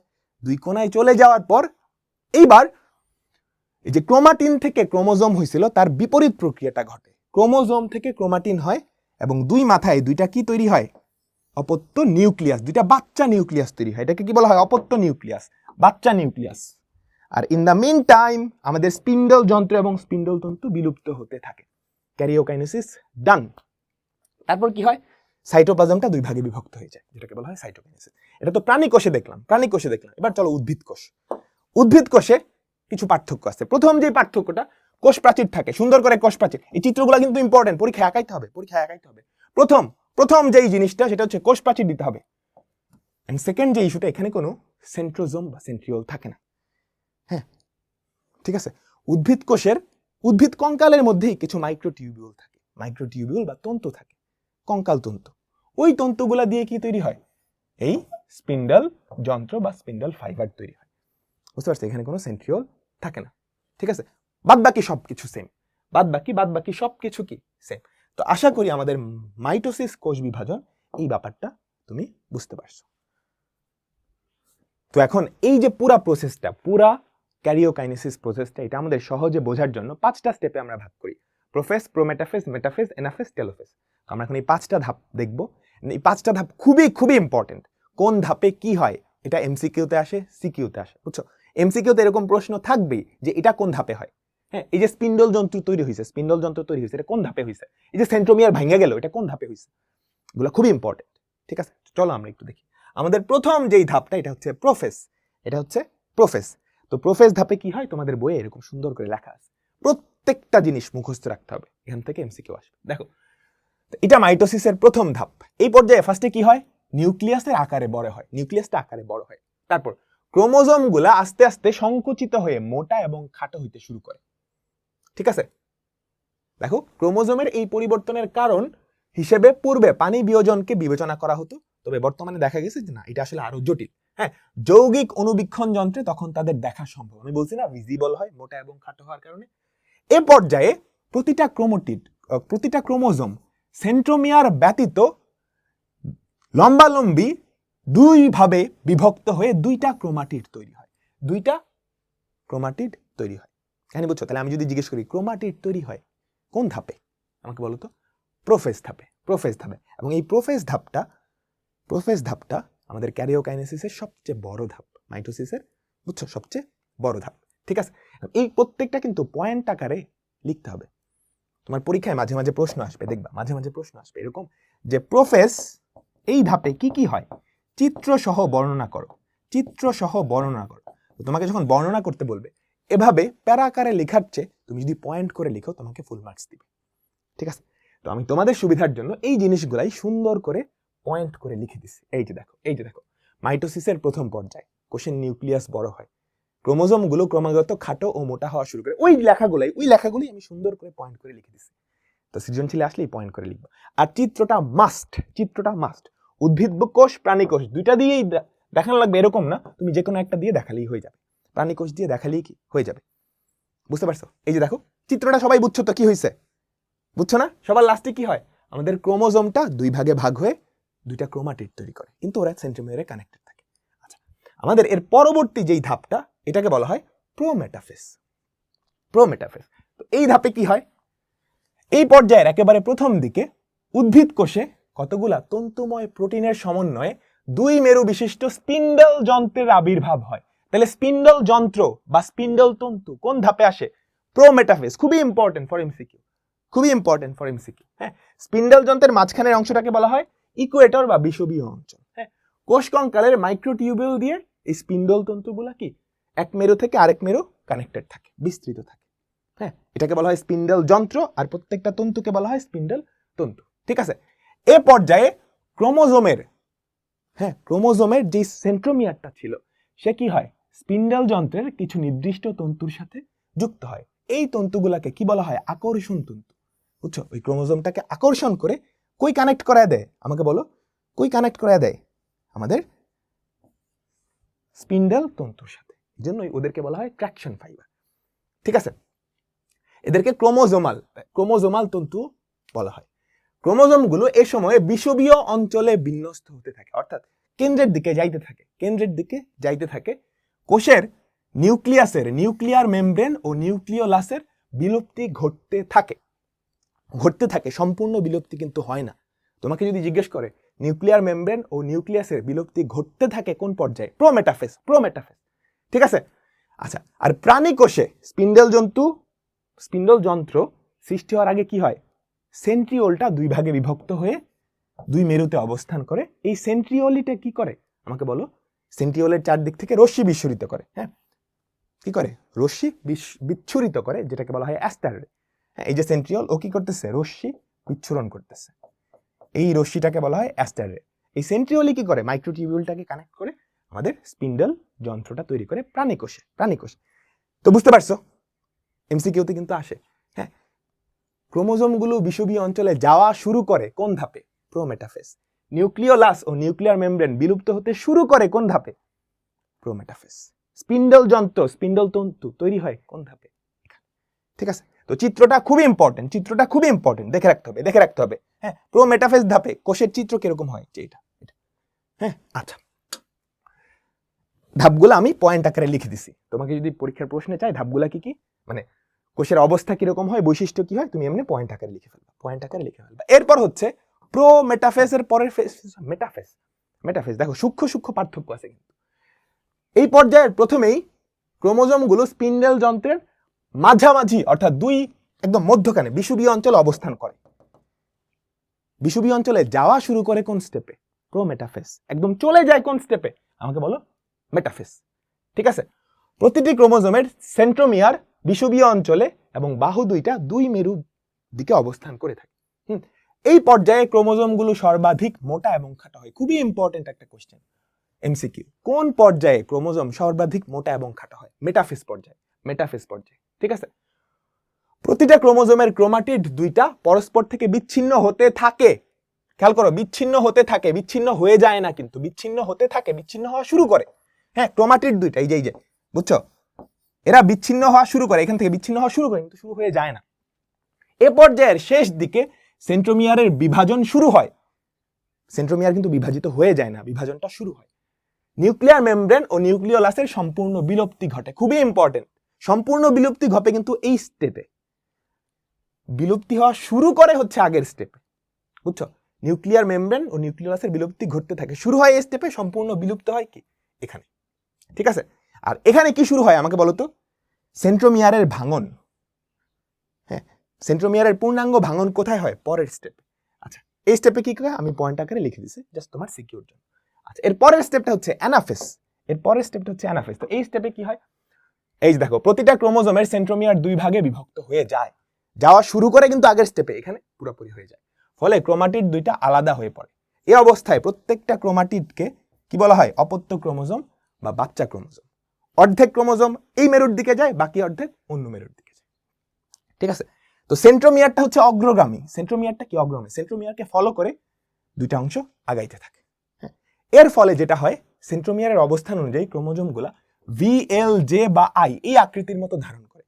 ভি আকৃতিটাকে বলা হয় মেটাসেন্ট্রিক, এলটাকে বলা হয় সাবমেটাসেন্ট্রিক, যেটাকে বলা হয় অ্যাক্রোসেন্ট্রিক, আইটাকে বলা হয় টেলোসেন্ট্রিক। ঠিক আছে, এনাফেস পর্যায়ের শেষের দিকে অপত্য ক্রোমোজোমগুলা স্পিন্ডল যন্ত্রের মেরু প্রান্তে অবস্থান নেয়, অর্থাৎ দুই প্রান্তে অবস্থান নেয়, এবং ক্রোমোজোমের দৈর্ঘ্য আস্তে আস্তে বৃদ্ধি পেতে থাকে। বৃদ্ধি পাওয়াটা শুরু হয় এই স্টেপে, বৃদ্ধি পাওয়াটা শুরু হয়। ঠিক আছে, খুবই ইম্পর্টেন্ট, কোথায় শুরু হয় কোথায় শেষ হয়। আমাদের লাস্ট স্টেপ সেটা হচ্ছে, আচ্ছা, অ্যানাফেজের ইয়েগুলো সুন্দর করে পয়েন্ট আকারে লিখে দিছি। এই পর্যায়ে কি কি হয় সেটা আমরা লিখে দিছি, বুঝছো? এই যে এতটুকু চিত্র আঁকে, চিত্র আঁকা কিন্তু প্যারার কিছু না, এই সহজ চিত্র। ঠিক আছে, আমাদের অ্যানাফেজ পর্যায়ের চিত্রগুলো এমনি দিলেই হবে। হ্যাঁ, ভিএল জে আই আমি দিয়ে দিছি, মেটাসেন্ট্রিক, সাবমেটাসেন্ট্রিক, অ্যাক্রোসেন্ট্রিক, টেলোসেন্ট্রিক। ওকে, সবার লাস্টের ফেজ টেলোফেজ। তো এখানে কি হয়?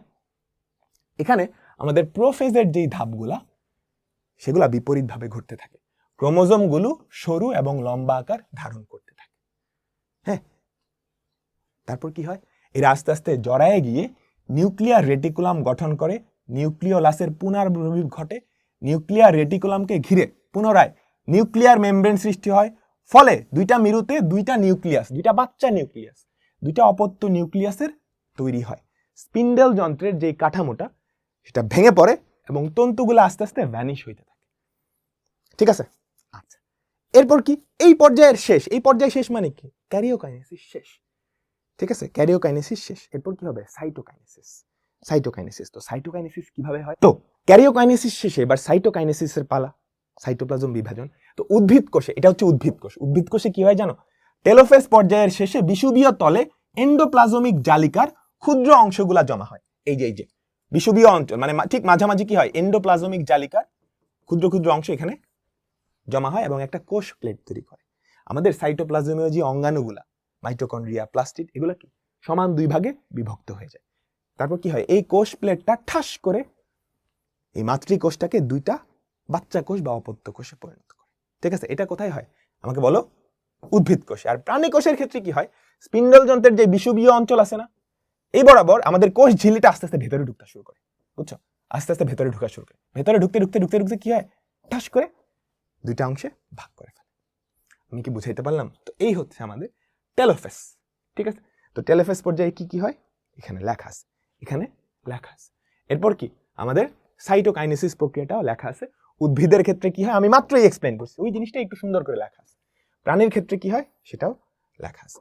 তো এই হচ্ছে আমাদের পুরা মাইটোসিস কোষ বিভাজন প্রক্রিয়া। ওকে, আমরা এখন আমাদের পরবর্তী টপিকটায় যাব। তো জটিল অনুবীক্ষণ যন্ত্রের নিচে যদি কোষ বিভাজন প্রক্রিয়াটা দেখা যায় তাহলে সেটা দেখতে অনেকটা এরকম হবে। এটা কিন্তু অ্যাকচুয়াল চিত্র, বুঝছো? অ্যাকচুয়াল ছবি। কোষ যখন বিভাজিত হচ্ছে একদম ছোট মাইক্রো ন্যানো লেভেলে গিয়ে এটা দেখা হয়েছে, বুঝতে পারছো? তো আমরা এখন দেখবো এই যে মাইটোসিস কোষ বিভাজন, এটার গুরুত্ব খুবই ইম্পর্টেন্ট, 5 স্টার। এটা তোমার সৃজনশীল কোশ্চেনে আসবেই যে মাইটোসিস কোষ বিভাজনের গুরুত্ব, মাইটোসিস কোষ বিভাজনের গুরুত্ব। আচ্ছা, তো প্রথম সবচেয়ে যে ইম্পর্টেন্টটা সেটা হচ্ছে আমাদের বহুকোষী জীব যারা আছে তাদের দৈহিক বৃদ্ধি হয়। মানুষ থেকে শুরু করে গরু, ছাগল, হাঁস, মুরগি, গাছপালা যা আছে সবগুলার দৈহিক বৃদ্ধি কি মাইটোসিসের মাধ্যমেই হয়। কারণ সবার জীবন শুরু হয় একটা মাত্র কোষ থেকে, এই জাইগোট থেকে।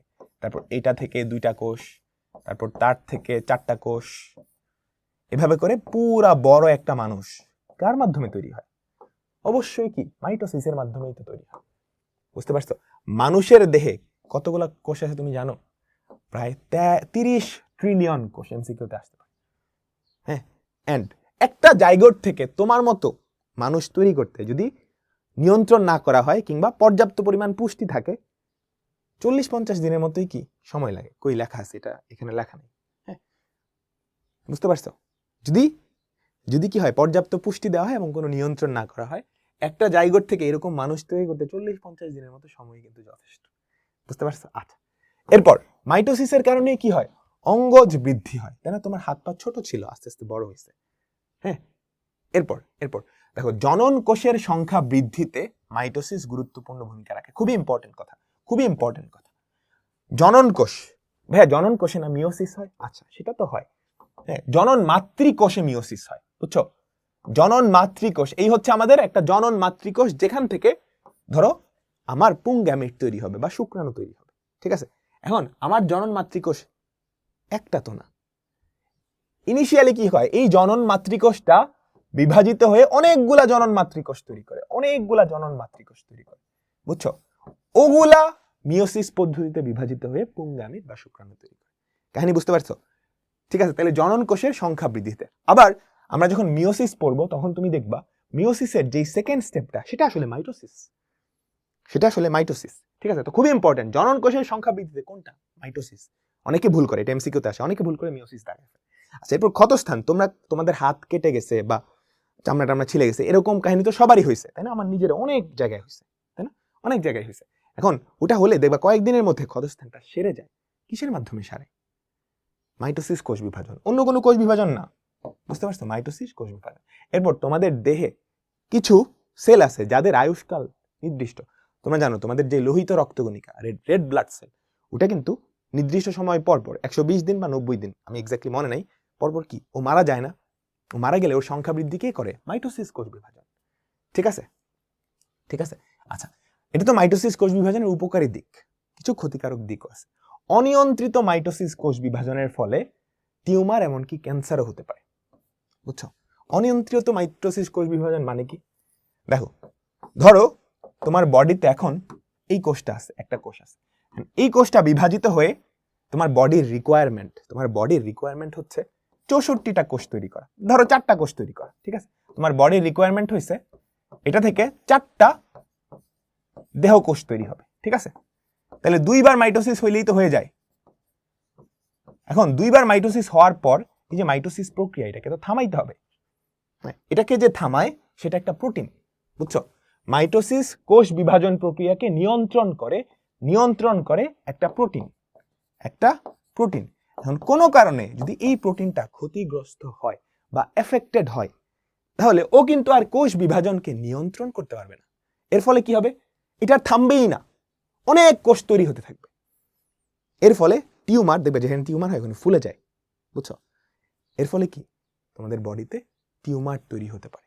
আর যেই টিউমার তোমার মৃত্যুর কারণ হতে পারে, সেই টিউমারকে কি বলা হয়? ক্যান্সার। বুঝতে পারছো? তো এই টিউমার সৃষ্টি হয় কেন? বুঝতে পারতেছো? যে নিয়ন্ত্রক প্রোটিনটা আছে যে কোষ বিভাজন নিয়ন্ত্রণ করে, ওর কার্যক্ষমতা যদি নষ্ট হয়ে যায়, এটা কিভাবে নষ্ট হইতে পারে? রেডিয়েশন, তেজস্ক্রিয় রেডিয়েশনের সংস্পর্শে আসলে এটা হইতে পারে। বিভিন্ন ক্ষতিকর রাসায়নিক কেমিক্যালের কারণেও এটা হইতে পারে। আবার একটা ভাইরাস আছে, প্যাপিলোমা ভাইরাস, তোমাদের আগের বইয়ে ছিল হিউম্যান প্যাপিলোমা ভাইরাস, বুঝছো? প্যাপিলোমা ভাইরাস, এই ভাইরাসটা যদি তোমাদের বডিকে আক্রমণ করে, এই ভাইরাসের কিছু জিন আছে, 2টা জিন, একটাকে বলা হয় E6 আর একটাকে বলা হয় E7। এই ভাইরাসের এই 2টা জিন এমন কিছু প্রোটিন বানায়, তৈরি করে, যারা কিনা এই নিয়ন্ত্রক প্রোটিনকে নষ্ট করে ফেলে। এর ফলে কোষ বিভাজনের যে নিয়ন্ত্রণটা সেটা করা যায় না, অনিয়ন্ত্রিত কোষ বিভাজন হইতে থাকে। এর ফলে কি টিউমার হয়, আর ওই টিউমারটা যখন ডেডলি হয় তখন কি সেটা ক্যান্সার হতে পারে।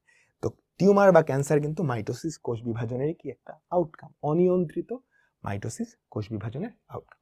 কারণ পরীক্ষায় এই কোশ্চেনটা আসছে, নিশ্চিত আসছে। যদি আসে তুমি কি এরকম প্যারা করে লিখবা? প্যারা করে লিখলে তুমি 4/4 পাবা না, তোমাকে 4/4 জীবনও দিবে না, বুঝছো? 4/4 জীবনও দিবে না। তোমাকে কি করে লিখতে হবে? পয়েন্ট করে লিখতে হবে। মনে রাখবা, বায়োলজিতে গ আর ঘতে যদি কোশ্চেন আসে, পয়েন্ট করা আর চিত্র আঁকা, এই দুটা তুমি যদি করতে পারো তোমাকে নাম্বার দিবে। হ্যাঁ, দেহ গঠন ও দৈহিক বৃদ্ধি, তুমি সুন্দর করে পয়েন্ট দিলা। তারপর জননাঙ্গ সৃষ্টি ও জনন কোষের সংখ্যা সৃষ্টি, ডেফিনেটলি তোমার জননাঙ্গ মাইটোসিস কোষ বিভাজনের মাধ্যমেই তো সৃষ্টি হয়, তাই না? এবং বুঝতে পারছো? আচ্ছা, এরপর নিউক্লিয়াস ও সাইটোপ্লাজমের ভারসাম্য রক্ষা, তাই তো? একটা কোষ বিভাজিত হয়ে যখন দুইটা কোষে পরিণত হয়, এদের নিউক্লিয়াস আর সাইটোপ্লাজম কিন্তু একই আকৃতির থাকে, ঠিক আছে? ক্রোমোজোমের সমতা রক্ষা, হ্যাঁ, আমাদের মাতৃকোষে ক্রোমোজোম জয়টা থাকে, অপত্য কোষেও ক্রোমোজোম তয়টাই থাকে। তো এইভাবে পয়েন্ট করে দেখলে টিচার খুশি হয়ে যাবে। আর তুমি যদি পয়েন্টের সাথে একটা চিত্র দিতে পারো, তাহলে টিচারটা একদম লাফায় লাফায় তোমাকে নাম্বার দেবে। দেহ গঠন ও দৈহিক বৃদ্ধি, তুমি যদি এখান থেকে দেখাইতে পারো যে জাইগোট থেকে যে অনেকগুলা কোষ সৃষ্টি হয়, আমি যে একদম শুরুতে যে চিত্রটা দিছিলাম, টিচার তো খুশি হয়ে তোমাকে 4/5 দিয়ে দিতে পারে, বুঝছো? ক্রমাগত ক্ষয়পূরণ, বংশ বৃদ্ধি ও অঙ্গজ প্রজনন, গুণগত বৈশিষ্ট্যের স্থিতিশীলতা রক্ষা। হ্যাঁ, মাইটোসিসের কারণে এই যে কোষগুলা সবগুলা একই রকম, একই ধর্মের, ক্রোমোজোম সংখ্যা সেম থাকে, বুঝতে পারছো? অনিয়ন্ত্রিত মাইটোসিস, এটাও কিন্তু মাইটোসিসের গুরুত্ব বলতে কিন্তু উপকার দুইটাই বোঝায়। তোমাকে যদি উপকারিতা বলে তাহলে এগুলা বলবা, অপকারিতা বললে এটা বলবা, ঠিক আছে? তো চলো আমরা কিছু এমসিকিউ সলভ করব, প্র্যাকটিস করব। তোমরা আমার সাথে প্র্যাকটিস করবা এন্ড প্রত্যেকটা এমসিকিউর অ্যান্সার তুমি একটা কমেন্টে করবা, ঠিক আছে? একটা কমেন্ট দিয়ে ওই কমেন্টের রিপ্লাই তোমার সবগুলো এমসিকিউর অ্যান্সার দিবা, আমার আগে দিতে হবে। চলো, রেডি সেট গো। দেখো, অ্যাস্টার রে বিচ্ছুরিত হয় কোন ধাপে? বলো তো, অ্যাস্টার রে বিচ্ছুরিত হয় কোন ধাপে? প্রোমেটাফেজ, তাই না? প্রোমেটাফেজ। তারপর মাইটোসিসের কোন ধাপে সেন্ট্রোমিয়ারের বিভাজন শুরু হয়? সেন্ট্রোমিয়ারের বিভাজন, মেটাফেজ শুরু হয় মেটাফেজ, খুবই ইম্পর্টেন্ট কিন্তু। কোন পর্যায়ে পুরোপুরি বিভাজিত হয়ে যায়? মেটাফেজের পরের ধাপে, তাই না? কোন ধাপে ক্রোমোজোম সর্বাধিক খাটো এবং মোটা? খুবই ইম্পর্টেন্ট। মেটাফেজ। অ্যাক্রোসেন্ট্রিক ক্রোমোজোমের আকৃতি কোনটা? বলো তো, মেটাসেন্ট্রিক, সাবমেটাসেন্ট্রিক, অ্যাক্রোসেন্ট্রিক, টেলোসেন্ট্রিক? এটা হচ্ছে অ্যাক্রোসেন্ট্রিক, তাই তো? মাইটোসিসের মেটাফেজ দশায় ক্রোমোজোমগুলো সর্বাধিক মোটা এবং খাটো হয়। ক্রোমোজোমগুলো মেরুর দিকে চাইতে থাকে না, এটা পরের ধাপে যায়। ক্রোমোজোমগুলো বিষুবীয় অঞ্চলে অবস্থান করে। তাহলে 1 ও 3, ঠিক আছে? এরপরেরটা চলো, অনিয়ন্ত্রিত মাইটোসিস বিভাজনের ফলে কি হয়? জরায়ু মুখে টিউমার, হ্যাঁ, ক্যান্সার কোষের সৃষ্টি হয়।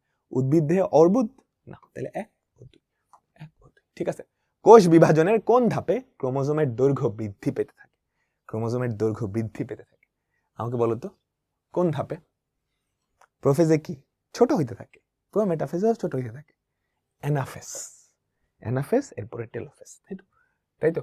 মানব জনন কোষে ক্রোমোজোমের সংখ্যা, খেয়াল করো, মানব জনন কোষ 23টা, ঠিক আছে? মানব জনন কোষে ক্রোমোজোম কয়টা আমাকে বলো? এটা কিন্তু খুবই মজার, তাই না? দেহ কোষে 46টা, জনন কোষে অর্ধেক হয়ে যায়। যেহেতু এটা আমরা মিওসিস পড়ার পরে দেখার কথা ছিল। জনন কোষের সংখ্যা বৃদ্ধি পায় কোন বিভাজনের কারণে? বলছি খুবই ইম্পর্টেন্ট, মাইটোসিস এর মাধ্যমে। আমরা দেখবো মিওসিস পড়ার সময়, দেখবো এটা আরো ভালোভাবে দেখবো। উল্লিখিত পর্যায়ে, এই পর্যায়টা কোনটা আমাকে বলো তো? মেটাফেজের পরেরটা, অ্যানাফেজ, ঠিক আছে? তো অ্যানাফেজে কি হয় আমাকে বলো তো? ক্রোমোজোমগুলো সর্বাধিক মোটা এবং খাটো হয় না, এটা তো মেটাফেজে হয়। ক্রোমোজোমের সেন্ট্রোমিয়ার 2 ভাগে বিভক্ত হয়। স্পিন্ডল যন্ত্রের সৃষ্টি হয় প্রোমেটাফেজে।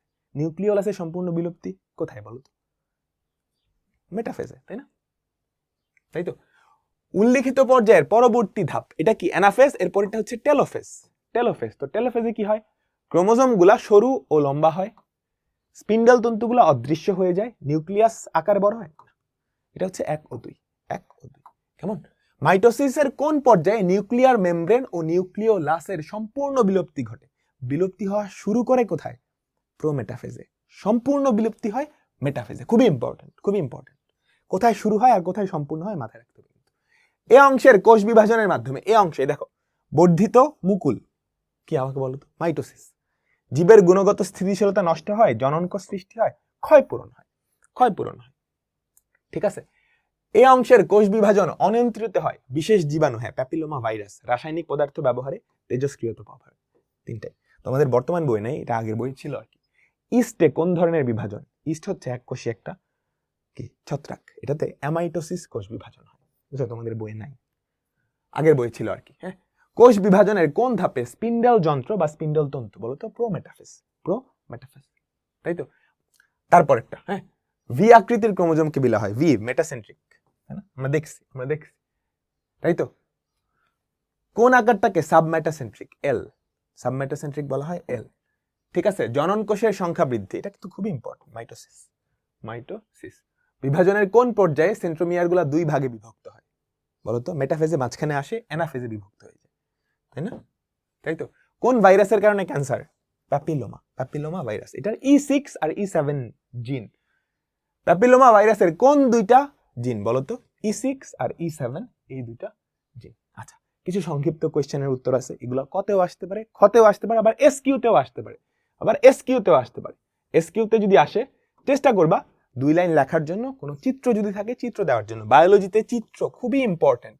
চিত্র পয়েন্ট করে লেখা আর ছক দিয়ে লেখা পার্থক্য, সাদৃশ্য বৈসাদৃশ্য, ওগুলা কি? ছক দিয়ে লেখা। এই তিনটা জিনিস একটু মাথায় রাখো, ঠিক আছে। ইন্টারফেস কি তুমি জানো, যদি ধরো খ নাম্বারে আসে বা শর্ট কোয়েশ্চেন আসে, তুমি কি ওই চিত্রটা দিয়ে দিবা? হ্যাঁ, ইন্টারফেস, ক্যারিওকাইনেসিস, সাইটোকাইনেসিস, টিচার খুশি হয়ে 2-3 দিয়ে দিবে। হ্যাঁ, ক্যান্সার কি জানো? ক্যারিওকাইনেসিস কাকে বলে? অ্যাস্টার রে কি? স্পিন্ডল যন্ত্র কি? সবগুলা কিন্তু ক নাম্বারে যে সংজ্ঞা আসলেই হবে। শর্ট কোয়েশ্চেন আসলে কি করবা? সংজ্ঞা সাথে একটা চিত্র দিয়ে দিবা। হ্যাঁ, কোন বিভাজনকে সমীকরণিক বিভাজন বলা হয়? মাইটোসিসকে। কেন জানো না? ডেফিনেটলি কতে আসলে এতটুকু, খতে আসলে কি করবা? চিত্রটা দিয়ে দিবা, ঠিক আছে। 2n বুঝছো? ট্র্যাকশন ফাইবার কি? পারবা না, ব্যাখ্যা করতে পারবা না। ট্র্যাকশন ফাইবারের সাথে কে যুক্ত হয় আমাকে বলো তো? স্পিন্ডল তন্তুর সাথে আমার কি? সেন্ট্রোমিয়ার। হ্যাঁ, মানবদেহে টিউমার হওয়ার কারণ কি? ব্যাখ্যা করো, সুন্দর করে ব্যাখ্যা করে দিবা। এসকিউতেও কিন্তু আসতে পারে। এবার চলো সৃজনশীল কোশ্চেন। দেখো তো, আমি যা পড়াইছি এর বাইরে কিছু আসবে না। উদ্দীপকের পি পর্যায়টা বলো তো? পি কি? টেলোফেজ না? টেলোফেজের পর্যায়টা তুমি ব্যাখ্যা করতে পারবে না। টেলোফেজে কি কি হয়? চিত্র সহ, চিহ্নিত চিত্র সহ, খুবই ইম্পর্টেন্ট, মনে রাখতে হবে। চিত্র আঁকলে কিন্তু চিহ্নিত চিত্র আঁকতে হয়, ঠিক আছে। আমি তোমাকে চিহ্নিত চিত্র দেখাই, চিত্র দিলে মাস্ট চিহ্নিতকরণ করা লাগবে, এই যে এটা হচ্ছে চিহ্নিত চিত্র। চিহ্নিত করার সময় একটু চেষ্টা করবা সবগুলা একই দিকে চিহ্নিত করা। খেয়াল করছো? তুমি বই সুন্দর করে কিন্তু দেওয়া আছে, কোনো অ্যারো টেরো দেওয়া লাগবে না। সবার সরা দাগ নিউক্লিয়ার মেমব্রেন, নিউক্লিওলাস, ক্রোমোজোম, ঠিক আছে। কোনো অ্যারো এক সাইডে অ্যারো টেরো দেওয়ার দরকার নেই। চেষ্টা করবা সবকিছু এক পাশে। দেখো এই চিত্রটা সবকিছুই ডান পাশে দেওয়া, তাই না? সবগুলা অ্যারো এসে এখানে শেষ হয়েছে না? সবগুলা দাগ এসে সুন্দর লাগতেছে দেখতে ব্যাপারটা, বুঝছো? তো চিহ্নিত চিত্র আঁকা মানে চিহ্নিত চিত্র আঁকতে হবে। তোমরা কি বুঝছো আমি কি বলছি? বায়োলজিতে চিত্র খুব ইম্পর্টেন্ট, এন্ড চিত্র আঁকাটাও খুব ইম্পর্টেন্ট। সুন্দর করে আঁকতে হবে, না সুন্দর করে চিত্র না আঁকলে কিন্তু নাম্বার কেটে দিবে, ঠিক আছে। এই যে পি পর্যায়টা সুন্দর করে দেওয়া আছে, চিহ্নিত চিত্র। তুমি কি চিত্রটা খেয়াল করছো? দেখো আমি সবগুলো এক বরাবর লিখছি, তাই না? আচ্ছা, এরপর এই রিলেটেড আরো কিছু কোয়েশ্চেন আছে। ওয়াই প্রক্রিয়ার গুরুত্ব, এটা হচ্ছে আমাদের এক্স প্রক্রিয়া, এটা হচ্ছে আমাদের ওয়াই প্রক্রিয়া। ওয়াই প্রক্রিয়াটা হচ্ছে মাইটোসিস। তো মাইটোসিসের গুরুত্ব কোশ্চেন কমন পড়ছে, 4-4, তাই না?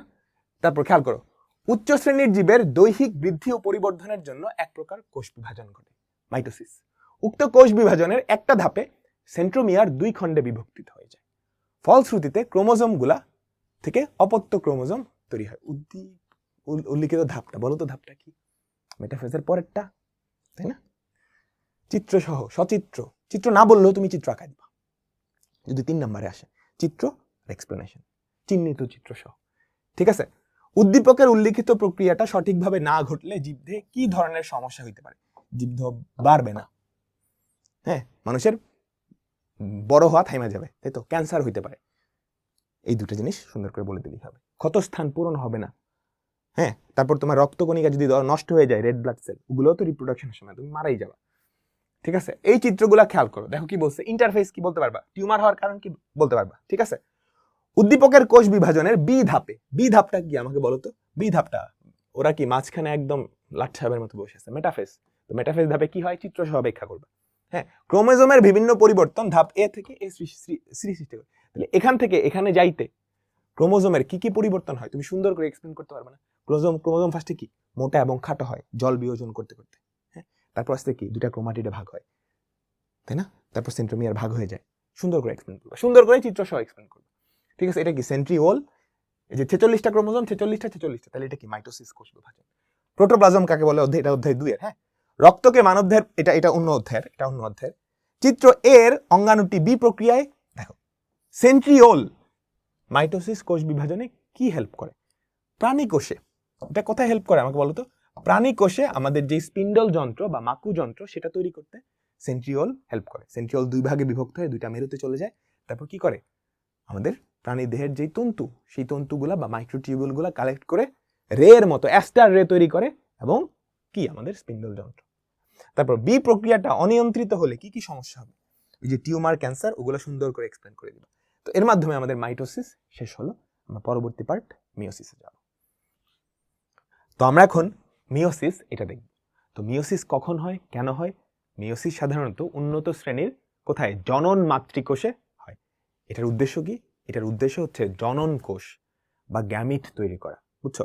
শুক্রাণু, ডিম্বাণু বা ফুল ফলের ক্ষেত্রে কি পুংগ্যামিট, স্ত্রী গ্যামিট তৈরি করে, যে পরাগ আছে না, পরাগ তৈরি করে, বুঝতে পারছো? তো এখন এটা কেন দরকার আসলে, এটা কেন দরকার? এখানে মাইটোসিস হলে কি জ্ঞান হইতো?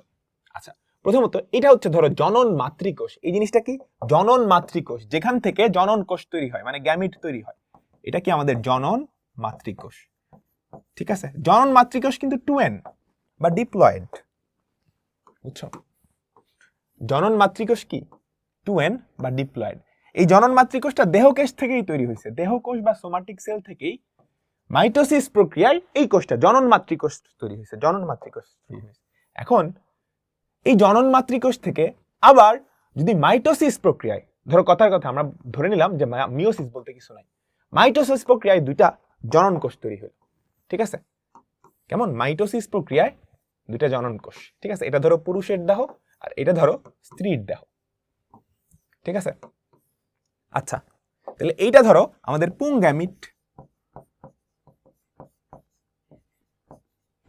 ঠিক আছে? ধরো মিওসিস বলতে কিছু নাই। আর এইটা ধরো আমাদের স্ত্রী গ্যামিট।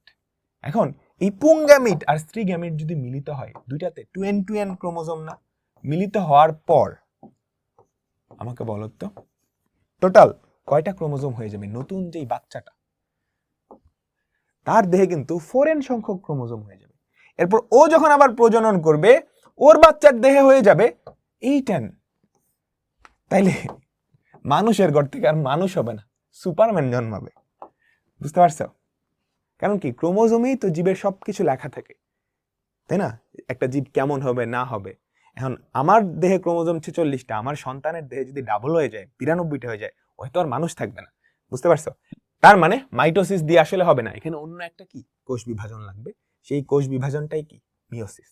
তো মিওসিস কোষ বিভাজনে কি হয় জানো? এই যে দেখো, মিওসিস কোষ বিভাজনে কি হয়? জনন মাতৃকোষ, এই ধরো আমাদের জনন মাতৃকোষ, এই জনন মাতৃকোষ থেকে যে অপত্য কোষটা সৃষ্টি হয়, হ্যাঁ, যে অপত্য কোষটা সৃষ্টি হয় তার ক্রোমোজোম সংখ্যা অর্ধেক হয়ে যায়, বুঝছো? জনন মাতৃকোষ আর এটা হচ্ছে আমাদের জনন কোষ, বা এটা ধরো পুংগ্যামিট, প্রাণীর ক্ষেত্রে গ্যামিট না বলে শুক্রাণু বলে, আর এটা কি ডিম্বাণু বলে, বুঝতে পারছো? তাহলে n আর n যদি মিলিত হয় তাহলে কত হবে? 2n। তাহলে মিওসিস প্রক্রিয়াটা কেন দরকার সেটা তোমরা নিশ্চয়ই বুঝছো। এখন এই মিওসিস প্রক্রিয়া, এটাই এখানে লেখা আছে, বুঝছো? এখন দেখো মিওসিস প্রক্রিয়াটা কি, সংজ্ঞা টঙ্গা দেওয়া আছে। তার আগে আমি বুঝাই যে মিওসিস প্রক্রিয়ায় কি হয়। মিওসিস প্রক্রিয়ার দুইটা ধাপ থাকে। প্রথম ধাপে কি হয়? এই হচ্ছে আমাদের জনন মাতৃকোষ, বুঝছো? জনন মাতৃকোষ কি? যেই কোষ থেকে জনন কোষ তৈরি হয়। জনন মাতৃকোষ কিন্তু একটা দেহকোষী, একটা ডিপ্লয়েড কোষ, জনন মাতৃকোষ, ঠিক আছে? এখানে 2n সংখ্যক ক্রোমোজোম থাকে, 2n সংখ্যক মানে একই ক্রোমোজোম জোড়া হিসেবে ডাবল করে থাকে। উন্নত শ্রেণীর জীব, আমি একদম শুরুতেই বলছি, একই ক্রোমোজোম কি এক জোড়া থাকে, মানে 2টা করে থাকে, যাতে করে একটা নষ্ট হয়ে গেলে আরেকটা কি সার্ভাইভ করতে পারে, ঠিক আছে? তো এই জনন মাতৃকোষটা কি একটা দেহকোষ। এই জনন মাতৃকোষ থেকে জনন কোষ তৈরি হয়। তো কি হয়? প্রথমবার এটা বিভাজিত হয়ে 2টা অপত্য কোষ তৈরি করে, হ্যাঁ, এই দুইটা অপত্য কোষ তৈরি করার সময় আমাদের যে ক্রোমোজোমটা আছে না, এখানে তো 2n সংখ্যক ছিল, 2n সংখ্যক ক্রোমোজোম বিভাজিত হয় না। মাইটোসিসে চিন্তা করো, এখানে যদি 42টা থাকতো বা 46টা থাকতো, সে প্রথমে ডাবল হয়ে যাইতো না?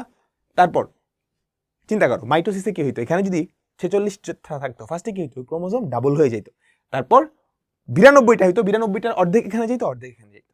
বাট মিওসিসে প্রথম যেই ধাপটা, সেখানে এই ক্রোমোজোম আর বিভাজিত হয় না। ক্রোমোজোম বিভাজিত হয় নাই, কিন্তু নিউক্লিয়াসটা বিভাজিত হয়ে গেছে। তাহলে এখানে ছিল 2n সংখ্যক ক্রোমোজোম, 2n সংখ্যকের অর্ধেক ক্রোমোজোম যাবে এখানে, অর্ধেক ক্রোমোজোম যাবে এখানে। তাহলে ক্রোমোজোম কিন্তু বিভাজিত হয় নাই, নিউক্লিয়াস বিভাজিত হয়েছে। ঠিক আছে, এই যে বিভাজনটা, এটাকে বলা হয় মিওসিস 1। এটাকে কি বলা হয়? মিওসিস 1। এখানে ক্রোমোজোম সংখ্যা হ্রাস পাইছে, এজন্য এটাকে বলা হয় হ্রাসমূলক বিভাজন। হ্রাসমূলক বিভাজন। ঠিক আছে, তাহলে এই যে মিওসিস 1, এটার মাধ্যমে আমরা কি পাইলাম? জনন মাতৃকোষ থেকে জনন কোষ পাইছি। এখন দুইটা জনন কোষ পাইছি। এখন এই জনন কোষগুলা আবার কি হবে জানো? সংখ্যা বৃদ্ধি করবে। ঠিক আছে, তো সংখ্যা বৃদ্ধি করবে কি? ও তো আবার অর্ধেক হয়ে গেলে ঝামেলা। ও সংখ্যা বৃদ্ধি করবে এবার মাইটোসিস কোষ বিভাজন প্রক্রিয়ার অনুরূপ আরেকটা প্রক্রিয়ায়। বুঝছো? এটা বিভাজিত হয়ে দুইটা অপত্য কোষ তৈরি করবে। এইবার যে বিভাজনটা, এটা কমপ্লিট কার মতো? কমপ্লিট মাইটোসিসের মতো। কমপ্লিট মাইটোসিসের মতো। অর্থাৎ খেয়াল করো তো, এই বিভাজনের সময় মাতৃকোষ হিসেবে কাজ করবে এইটা। তো মাতৃকোষ আর অপত্য কোষের ক্রোমোজোম সংখ্যা সেম হবে। হ্যাঁ, এটাকে বলা হয় মিওসিস 2। এটা হচ্ছে মাইটোসিসের অনুরূপ। তাহলে খেয়াল করো তো, মিওসিস কোষ বিভাজন প্রক্রিয়ায় একটা মাতৃকোষ থেকে 4টা জনন কোষ তৈরি হয়েছে। একটা মাতৃকোষ থেকে 4টা মাতৃকোষ, অপত্য কোষ বলতে পারো। একটা মাতৃকোষ থেকে 4টা অপত্য কোষ। জনন মাতৃকোষ থেকে কি হয়েছে? 4টা জনন কোষ তৈরি হয়েছে। এবার খেয়াল করো, মজার ব্যাপার, ক্রোমোজোম কয়বার বিভাজিত হয়েছে? এখান থেকে যখন এখানে গেছো, ক্রোমোজোম কিন্তু বিভাজিত হয় নাই, এজন্যই অর্ধেক হয়ে গেছে। বিভাজিত হইলে কিন্তু আর অর্ধেক হইতো না। বুঝছো? বিভাজিত মানে ক্রোমোজোম অর্ধেকে ডাবল হয়ে গেলে, এখানে যদি 2n ডাবল হয়ে বিভাজিত হয়ে 4n হইতো, তাহলে এখানেও 2n হইতো, এখানেও 2n হইতো। সেটা হয় নাই, এজন্যই কি অর্ধেক হয়ে গেছে। কিন্তু এখানে কি আবার ক্রোমোজোম ঠিকই বিভাজিত হয়েছে। তাহলে মিওসিস বিভাজনে আমাদের ক্রোমোজোম কয়বার বিভাজিত হয় বলতো? আমাদের ক্রোমোজোম একবারই বিভাজিত হয়, কিন্তু নিউক্লিয়াসটা দুইবার বিভাজিত হয়েছে, তাই না? নিউক্লিয়াসটা বা সাইটোপ্লাজম, নিউক্লিয়াস এবং সাইটোপ্লাজম ও কিন্তু দুইবার বিভাজিত হয়েছে, এই একবার, এই একবার। আমি কি তোমাকে বুঝাইতে পারছি?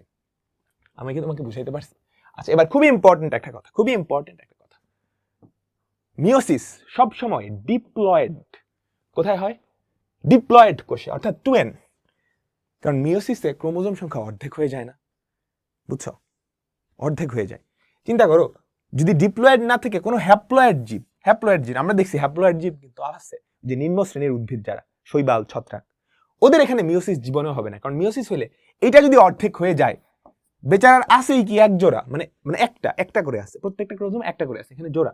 এটা যদি অর্ধেক হয়ে যায়, ক্রোমোজোমটা হারাই যাবে। আমি কি কাহিনী বুঝাতে পারলাম? তাইলে মিওসিস কোথায় হয় মনে রাখবা, মিওসিস সব সময় কোথায় হয়? ডিপ্লয়েড কোষে হয়, বা 2n সেলে হয়। ঠিক আছে, মিওসিসের দুইটা ধাপ, এতটুকু মনে রাখলেই হবে, আর কিছু না। আচ্ছা, মিওসিস যে প্রক্রিয়ায় একটা মাতৃকোষ থেকে 4টা অপত্য কোষ সৃষ্টি হয় এবং নতুন কোষে সৃষ্ট ক্রোমোজোম সংখ্যা মাতৃকোষের ক্রোমোজোম সংখ্যার অর্ধেক, তাকে মিওসিস বলে।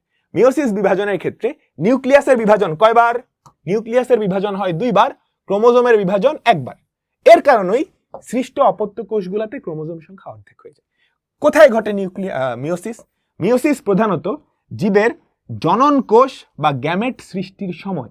জনন কোষ কিন্তু কি হ্যাপ্লয়েড, এন, গ্যামেট কিন্তু হ্যাপ্লয়েড। ঠিক আছে, জনন কোষ বা গ্যামেট সৃষ্টির সময় জনন মাতৃকোষে ঘটে। জনন মাতৃকোষ হচ্ছে 2n। ঠিক আছে, সপুষ্পক উদ্ভিদের পরাগধানী, বলো পরাগধানী, পরাগটা কি আসলে? শুক্রাণু না, পুংগামিট এবং ডিম্বকের মধ্যে কি স্ত্রীগামিট তৈরি হয়। আর উন্নত প্রাণী দেহের পুরুষের কি শুক্রাশয় কি এটা হয়, শুক্রাশয়ে জনন মাতৃকোষ থাকে, সেখান থেকে শুক্রাণু তৈরি হয়। আর ডিম্বাশয়ে কি? ডিম্বাণু তৈরি হয়। আমি কি বুঝাইতে পারলাম? 2 নাম্বারটা খুবই ইম্পর্টেন্ট, এমসিকিউতে আসে। ছত্রাক, শৈবাল ও মস জাতীয় এরা কি হ্যাপ্লয়েড উদ্ভিদ না? আমাকে বলো, আমি তোমাকে বলছিলাম এরা অনুন্নত উদ্ভিদ। এদের কোষে n সংখ্যক ক্রোমোজোম থাকে, অর্থাৎ প্রত্যেকটা ক্রোমোজোমের একটা করে কপি থাকে। এখন এদের দেহে, এই যে এদের দেহকোষ n, বুঝছো? শৈবাল, ছত্রাক, মস। এখন এদের দেহ যেহেতু হ্যাপ্লয়েড, এরা যখন প্রজনন করবে, ওদের n থেকে কি অর্ধেকটা হইতে পারবে? আমি তোমাকে বলছি মিওসিস কখনোই হ্যাপ্লয়েড কোষে হয় না। মিওসিস কোথায় হয়? মিওসিস অলওয়েজ ডিপ্লয়েডে হয়। তাইলে শৈবাল ছত্রাকের যখন গ্যামেট তৈরি হবে, গ্যামেট তৈরি হওয়ার সুযোগ নাই। ওদের যেটা তৈরি হয় সেটাকে বলা হয় স্পোর, হ্যাপ্লয়েড স্পোর। বুঝছো? কি হয় জানো? এই দুইটা স্পোর একসাথে কানেক্টেড হয়ে জাইগোট তৈরি করে। ওদের জাইগোট আবার 2n, ডিপ্লয়েড। একটু চিন্তা করো, ছত্রাক, শৈবাল বা মস নিজে হ্যাপ্লয়েড, নিজের দেহে ক্রোমোজোম আছে nটা, ওর জাইগোটে আছে 2nটা। তাহলে ওর জাইগোটটা ডেফিনেটলি কি 2n তো থাকতে পারবে না। ওর জাইগোটটা আবার বিভাজিত হয়ে কি n এ ফেরত আসতে হবে না? নাহলে তো ওর বংশটাই চেঞ্জ হয়ে যাবে, তাই তো? তো ওদের জাইগোটে কি হয়? মিওসিস হয়। ওদের জাইগোটে মিওসিস হয়ে আবার কিসে ফেরত আসে? আমাকে বলো, n চলে আসে। বুঝছো? এই যে সুন্দর। হ্যাঁ, হ্যাপ্লয়েড উদ্ভিদের ডিপ্লয়েড জাইগোট থেকে যখন হ্যাপ্লয়েড কোষ উৎপন্ন হয়, তখন এই ধরনের বিভাজন। আশা করি তোমাদেরকে আমি বুঝাইতে পারছি। ঠিক আছে? এখন মিওসিসের গুরুত্ব এখানে সুন্দর করে লেখা আছে। মিওসিসের গুরুত্ব খেয়াল করো। জনন কোষ সৃষ্টি, ডেফিনেটলি জনন কোষ কি? জনন মাতৃকোষ থেকে জনন কোষ সৃষ্টি হয় কার মাধ্যমে? মিওসিসের মাধ্যমে। মিওসিস না থাকলে তুমি আমি হইতাম না। হ্যাঁ, ক্রোমোজোমের সংখ্যা ধ্রুব রাখা। মিওসিস না থাকলে ক্রোমোজোমের সংখ্যা ডাবল হয়ে যেত। তুমি কি এটা চিত্রের মাধ্যমে সুন্দর করে দেখাইতে পারবা? আমাকে বলো। তোমার ঘ নাম্বারের প্রশ্নে আসলো, মিওসিসের কারণে ক্রোমোজোম সংখ্যা ধ্রুব থাকে এবং প্রজাতির স্বকীয়তা বজায় থাকে, অর্থাৎ মানুষ থেকে মানুষই হয়, মানুষ থেকে শিম্পাঞ্জি হয়ে যায় না। বুঝতে পারছো? কারণ ক্রোমোজোম সংখ্যা চেঞ্জ হলে কিন্তু প্রাণীও চেঞ্জ হয়ে যাবে, তাই না? মানুষের ক্রোমোজোম কয়টা? 23 জোড়া। মিওসিসের কারণেই তোমার বাচ্চার দেহেও কি 23 জোড়া ক্রোমোজোমই থাকবে। মিওসিস না থাকলে তোমার বাচ্চার দেহে কিন্তু 23 জোড়া থাকতো না, ডাবল হয়ে যেত, 46 জোড়া হয়ে যেত। তারপরে মিওসিসের কারণেই কি ক্রোমোজোম সংখ্যা ধ্রুব থাকে। এর কারণেই কি আমাদের নিজেদের স্বকীয়তা, আমার ঘর থেকে কি মানুষই হবে। আচ্ছা, এরপর জিনগত ও প্রজাতিগত বৈচিত্র্য সৃষ্টি। পৃথিবীতে কত কত মানুষ আছে আমাকে বলতো? কত কোটি মানুষ আছে? 700 কোটি মানুষ, সবাই দেখতে আলাদা আলাদা। এটার অন্যতম কারণ হচ্ছে মিওসিস। হ্যাঁ, তুমি যদি খেয়াল করো, তোমার চেহারা কার মতো আমাকে বলো তো? তোমার চেহারা কার মতো? এটা তোমার আব্বা আর এটা তোমার আম্মা পিঙ্কি, ঠিক আছে? তোমার কিছু বৈশিষ্ট্য তোমার আব্বুর মতো, তোমার কিছু বৈশিষ্ট্য তোমার আম্মুর মতো, আর কিছু বৈশিষ্ট্য কারো মতোই না। এটা কেন হয়েছে বলো তো? তোমার আব্বুর যেই জনন মাতৃকোষ, সেখান থেকে কি তৈরি হয়েছে আমাকে বলো তো? সেখান থেকে শুক্রাণু তৈরি হয়েছে, তাই তো? সেখান থেকে শুক্রাণু তৈরি হয়েছে, তাই না? আচ্ছা, তোমার আব্বুর যেই বৈশিষ্ট্যগুলা বা জিনের যেই বৈশিষ্ট্যগুলা, সেগুলো এখানে আছে। হ্যাঁ, তারপর তোমার আম্মুর যেই জনন মাতৃকোষ, সেখান থেকে কি তৈরি হয়েছে? ডিম্বাণু তৈরি হয়েছে। তোমার আম্মুর বৈশিষ্ট্যগুলোও কি এই ডিম্বাণুতে আছে। এখন তুমি যখন জন্মাইছো বা একটা জীব যখন জন্মায়, এই দুইটার মিলন হয়, বুঝতে পারছো? এই দুইটার মিলন হওয়ার কারণে দেখো, এখানে 23টা ক্রোমোজোম, এখানে 23টা ক্রোমোজোম, বৈশিষ্ট্যগুলোরও কি একটা মিলন হয় না?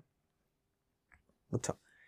ফলে দেখা যায় কিছু বৈশিষ্ট্য তোমার আব্বুর থেকে পাইছো, কিছু তোমার আম্মুর থেকে পাইছো, কিছু আবার এই দুটার কম্বিনেশনে হয়েছে, কম্বিনেশনে নতুন বৈশিষ্ট্য হয়ে গেছে। হ্যাঁ, এরকম হয়। আমার আব্বু আম্মু দুজনেই কিন্তু আমার থেকে খাটো, আমি লম্বা হয়ে গেছি। আমার আব্বু আম্মু দুজনেই ফর্সা, আমি একটু শ্যামলা টাইপের। বুঝতে পারছো? তো অনেক নতুন ধরনের বৈচিত্র্য সৃষ্টি হয়।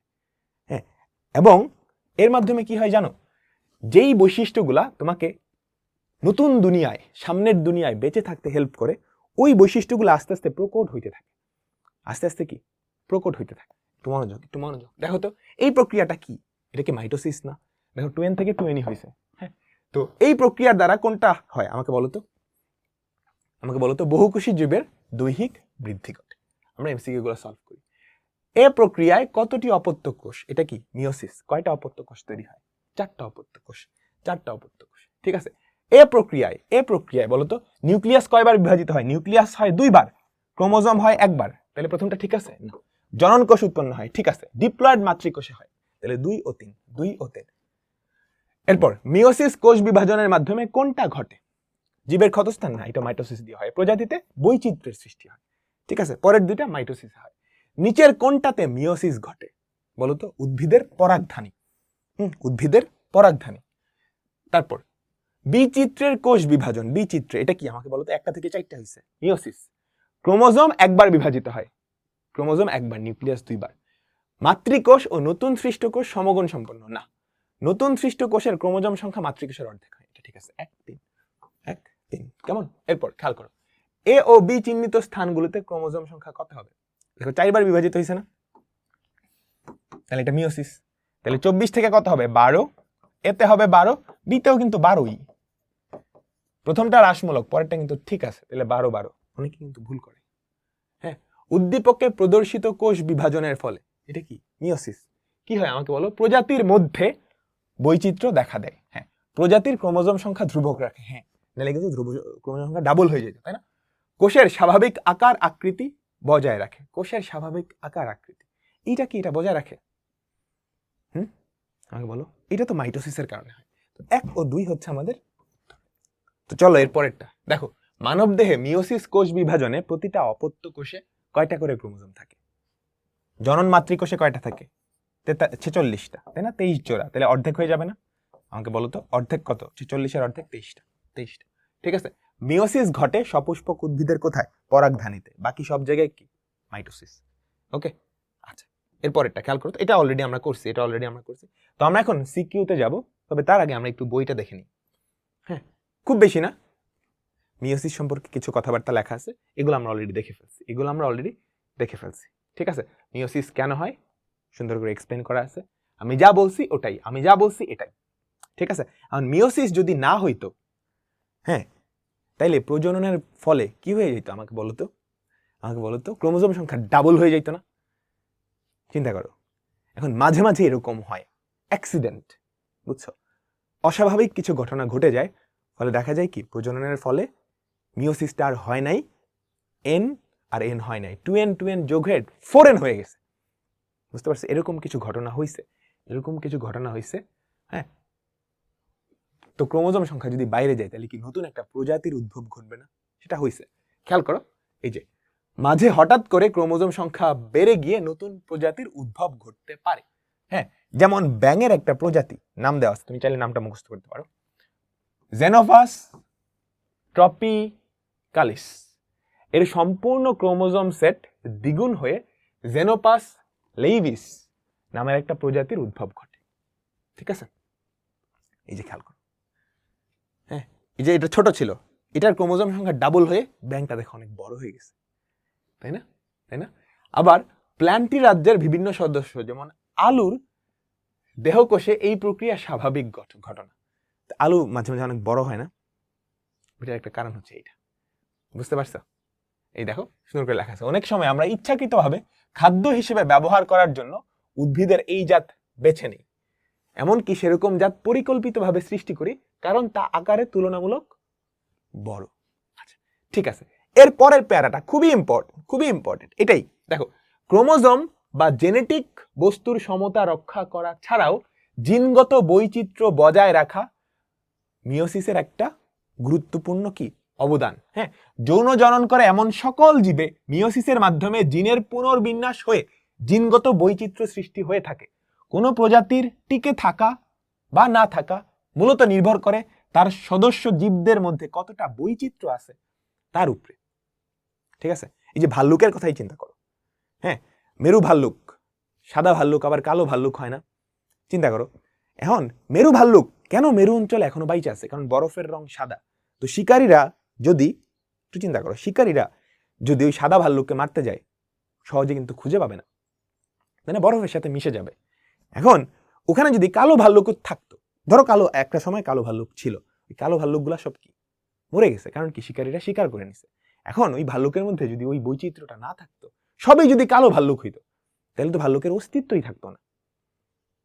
বুঝতে পারছো? সব ভাল্লুক মেরে যেত। হ্যাঁ, এটাই সুন্দর করে এখানে লেখা আছে, এটাই সুন্দর করে লেখা আছে। কোনো প্রজাতির টিকে থাকা বা না থাকা মূলত নির্ভর করে তার সদস্য জীবদের মধ্যে কতটা বৈচিত্র্য আছে তার উপরে। পরিবেশ প্রতিনিয়তই পরিবর্তনশীল, ডেফিনেটলি। হ্যাঁ, সেই সব প্রজাতি টিকে থাকে যাদের অন্তত কিছু সদস্যের মধ্যে সেই পরিবর্তিত বৈশিষ্ট্যের সাথে, পরিবেশের সাথে খাপ খাইয়ে নেওয়ার মতো বৈশিষ্ট্য রয়েছে। বুঝছো? যদি কোনো প্রজাতির জীবের মধ্যে বৈচিত্র্য কম থাকে তাহলে নতুন কোনো পরিবেশে খাপ খাওয়ানোর মতো বৈশিষ্ট্য কারো মধ্যে থাকার সম্ভাবনা কম। চিন্তা করো, একটা প্রজাতির সব মানুষ মানে সব প্রাণী একই রকম, একটা প্রজাতির সব জীব একই রকম, পরিবেশে হালকা একটু চেঞ্জ আসছে, তাহলে একসাথে সব মরে যাবে না? এখন চিন্তা করো, প্রজাতির মধ্যে বৈচিত্র্য আছে।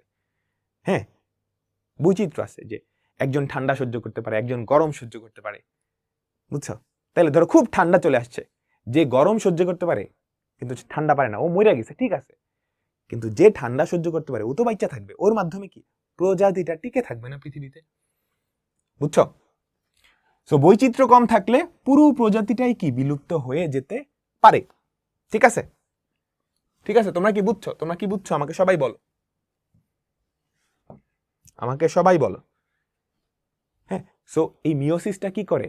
এই বৈচিত্র্য ক্রিয়েট করে, সেম প্রজাতির মধ্যেই বৈচিত্র্য ক্রিয়েট করে, এবং বৈচিত্র্য ক্রিয়েট করার মাধ্যমে পরিবেশের সাথে খাপ খাওয়ানো এবং টিকে থাকার সম্ভাবনাটা কি বাড়ায় তোলে। সো এই প্রশ্নটা আসে, এই প্রশ্নটা আসে। কিভাবে আসে আমি তোমাকে দেখাবো, চলো। এই যে লেখা আছে, দশম শ্রেণীর ছাত্র আহনাফ তার জীববিদ্যা বই থেকে জানতে পারলো দুইটা কোষ বিভাজন প্রক্রিয়া আছে। হ্যাঁ, দুইটা কোষ বিভাজন প্রক্রিয়ার মধ্যে একটা হচ্ছে মাইটোসিস। এই প্রক্রিয়ার বেশ কয়েকটা পর্যায় রয়েছে। এছাড়া বিভিন্ন কারণে এই প্রক্রিয়াটার গুরুত্ব অপরিসীম। ঘ নাম্বারে কি বলছে? উদ্দীপকে উল্লিখিত বিভাজন প্রক্রিয়া দুইটার মধ্যে একটা প্রক্রিয়া জীবের জিনগত বৈচিত্র্য সৃষ্টি করে প্রজাতির টিকে থাকার সম্ভাবনা বাড়ায় দেয়। কে সেটা? মিওসিস। কিভাবে জিনগত বৈচিত্র্য ক্রিয়েট করে এটা লিখবা সুন্দর করে, চিত্র টাকায় দিবা, ঠিক আছে? মিওসিসের প্রক্রিয়াটা, মিলনের প্রক্রিয়াটা দেখাই দিবা। তারপর এই বৈচিত্র্য সৃষ্টি করলে সেটা কিভাবে টিকে থাকার সম্ভাবনা বাড়ায় সেটা তুমি বলবা। লেখা আছে কিন্তু তোমাদের বই লাস্ট প্যারাতে, তোমাদের বই লাস্ট প্যারাতে, ঠিক আছে? এরপর চলো, আকর্ষণ তন্তু কি? ট্র্যাকশন ফাইবার, তোমরা জানো এটা এই চ্যাপ্টারের না। চিত্র 1 এবং 2 এর মধ্যে বিরাজমান পার্থক্য, মিওসিস আর মাইটোসিসের মধ্যে পার্থক্য। এটা সমীকরণিক বিভাজন, এটা না। ক্রোমোজোম সংখ্যা সমান থাকে, সমান থাকে না, ক্রোমোজোম সংখ্যা অর্ধেক হয়ে যায়, তাই তো? এটা এক ধাপে হয়ে যায়, এটা কি 2 ধাপে হয়। বুঝতে পারছো? এখানে নিউক্লিয়াস ক্রোমোজোম দুইটাই একবার করে বিভাজিত হয়, এখানে নিউক্লিয়াস 2 বার, ক্রোমোজোম একবার বিভাজিত হয়, তাই তো? এটা কোথায় হয়, এটা কোথায় হয়, এটার গুরুত্ব কি, এটার গুরুত্ব কি, ঠিক আছে? এই কয়টা বৈশিষ্ট্য লিখলেই, পার্থক্য লিখলেই হয়ে যাবে। চিত্র 2 প্রজাতির মধ্যে বৈচিত্র্য সৃষ্টিতে গুরুত্বপূর্ণ ভূমিকা রাখে। দেখছো, এটা কিন্তু বারবার আসতেছে, বারবার আসতেছে। হ্যাঁ, মিওসিস, তাই না? এর পরেরটা দেখো, জবা গাছের কচি কাণ্ডে এবং পরাগধানীর কোষ বিভাজনের মধ্যে ভিন্নতা দেখা যায়। কচি কাণ্ডে কি আমাকে বলো তো? মাইটোসিস। পরাগধানীতে মিওসিস। আকর্ষণ তন্তু কি জানো, তাই না? তাই তো, ট্র্যাকশন ফাইবার। তারপর জরায়ু মুখের টিউমার কি? অনিয়ন্ত্রিত মাইটোসিস, অনিয়ন্ত্রিত মাইটোসিস। উল্লিখিত প্রথম অংশের কোষ বিভাজনের চতুর্থ পর্যায় অ্যানাফেজ, অ্যানাফেজের চিত্র বিবরণ লিখতে পারবা। দ্বিতীয় অংশের বিভাজন প্রক্রিয়াটা প্রজাতির বৈচিত্র্য সৃষ্টি করে। দেখছো, এই একটা প্রশ্নই কি জাতীয় কোশ্চেন, এই একটা প্রশ্নই কি জাতীয় কোশ্চেন, এটা একটু ভালো করে পড়বা। হ্যাঁ, তোমাদের বইয়ে লাস্ট প্যারাটা, তোমাদের বইয়ে লাস্ট প্যারাটা। তো ডান, আমাদের এই চ্যাপ্টারটা ডান। এখন কোন টপিকগুলো ইম্পর্টেন্ট কয়ের জন্য, ক্ষয়ের জন্য, গয়ের জন্য তুমি অলরেডি জানো। হ্যাঁ, ক নাম্বার কোশ্চেন জন্য কি ইম্পর্টেন্ট? কোষ বিভাজন তার প্রকারভেদ, মাইটোসিস কি, মাইটোসিসের পর ইন্টারফেস কি, ক্যারিওকাইনেসিস কি, সাইটোকাইনেসিস কি, প্রোফেজ কি, প্রোমেটাফেজ কি, আকর্ষণ তন্তু কি, স্পিন্ডল যন্ত্র কি, ঠিক আছে? এগুলো কি সৃজনশীলে কয়ের জন্য ইম্পর্টেন্ট। হ্যাঁ, গ বা ঘয়ের জন্য তুমি দেখছো এই পর্যায়গুলা চিত্র সহ বর্ণনা করো, পয়েন্ট করে, পয়েন্ট করে। কোন একটা পর্যায়ে যখন বর্ণনা করতে দিবে তুমি কি করবা? ফিগারটা আঁকাবা, খুব ইম্পর্টেন্ট, ফিগারটা আঁকাবা। হ্যাঁ, এরপর কিন্তু কোনটা কি এভাবে কিন্তু লিখতে হবে সবগুলার। এই যে এটাকে কি বলে, আরে ধুর ভুলে গেছি, এটা পরিচয় দিতে হবে, নিউক্লিয়াস কোনটা, নিউক্লিওলাস কোনটা, ক্রোমাটিন জালিকা কি, ঠিক আছে? চিহ্নিতকরণ, চিহ্নিতকরণ করতে হবে, ঠিক আছে? আর পয়েন্ট করে বৈশিষ্ট্যগুলো লিখে ফেলবে, ঠিক আছে? আর গ আর ঘয়ের জন্য কি ইম্পর্টেন্ট? এই যে দেখো, মিওসিসের গুরুত্ব প্রজাতির মধ্যে বৈচিত্র্য সৃষ্টি করতে, জিনগত বৈচিত্র্য সৃষ্টি ও প্রজাতির টিকিয়ে রাখতে, ক্রোমোজোমের সমতা রক্ষায়, ঠিক আছে, মিওসিস মাইটোসিসের পার্থক্য, এটাও আসতে পারে। আর মাইটোসিসের গুরুত্ব, এটা তো খুবই ইম্পর্টেন্ট একটা কোয়েশ্চেন। তো এই টপিকগুলো ভালো করে পড়ে ফেলবা, শেষ, আর কিছু লাগবে না। ঠিক আছে, তো এর মাধ্যমে আমাদের কোষ বিভাজন শেষ হয়ে গেল। ইনশাআল্লাহ বাকি সবগুলো চ্যাপ্টারে চলে আসবে। তোমরা যারা এই পর্যন্ত একদম লাস্ট পর্যন্ত ক্লাসটা করছো, কংগ্রাচুলেশনস, অনেক ধৈর্য ধরে ক্লাসটা করছো। তো আমাদের ফেসবুক গ্রুপটায় জয়েন হয়ে যাবা, ডেসক্রিপশন আর কমেন্টে দেওয়া থাকবে। একটু জানাও যে ক্লাসটা কেমন হয়েছে, ঠিক আছে? আর ডেফিনেটলি ফ্রেন্ডদেরকে সাজেস্ট করে দিও। তো আল্লাহ হাফেজ, সবাই অনেক অনেক ভালো থাকে।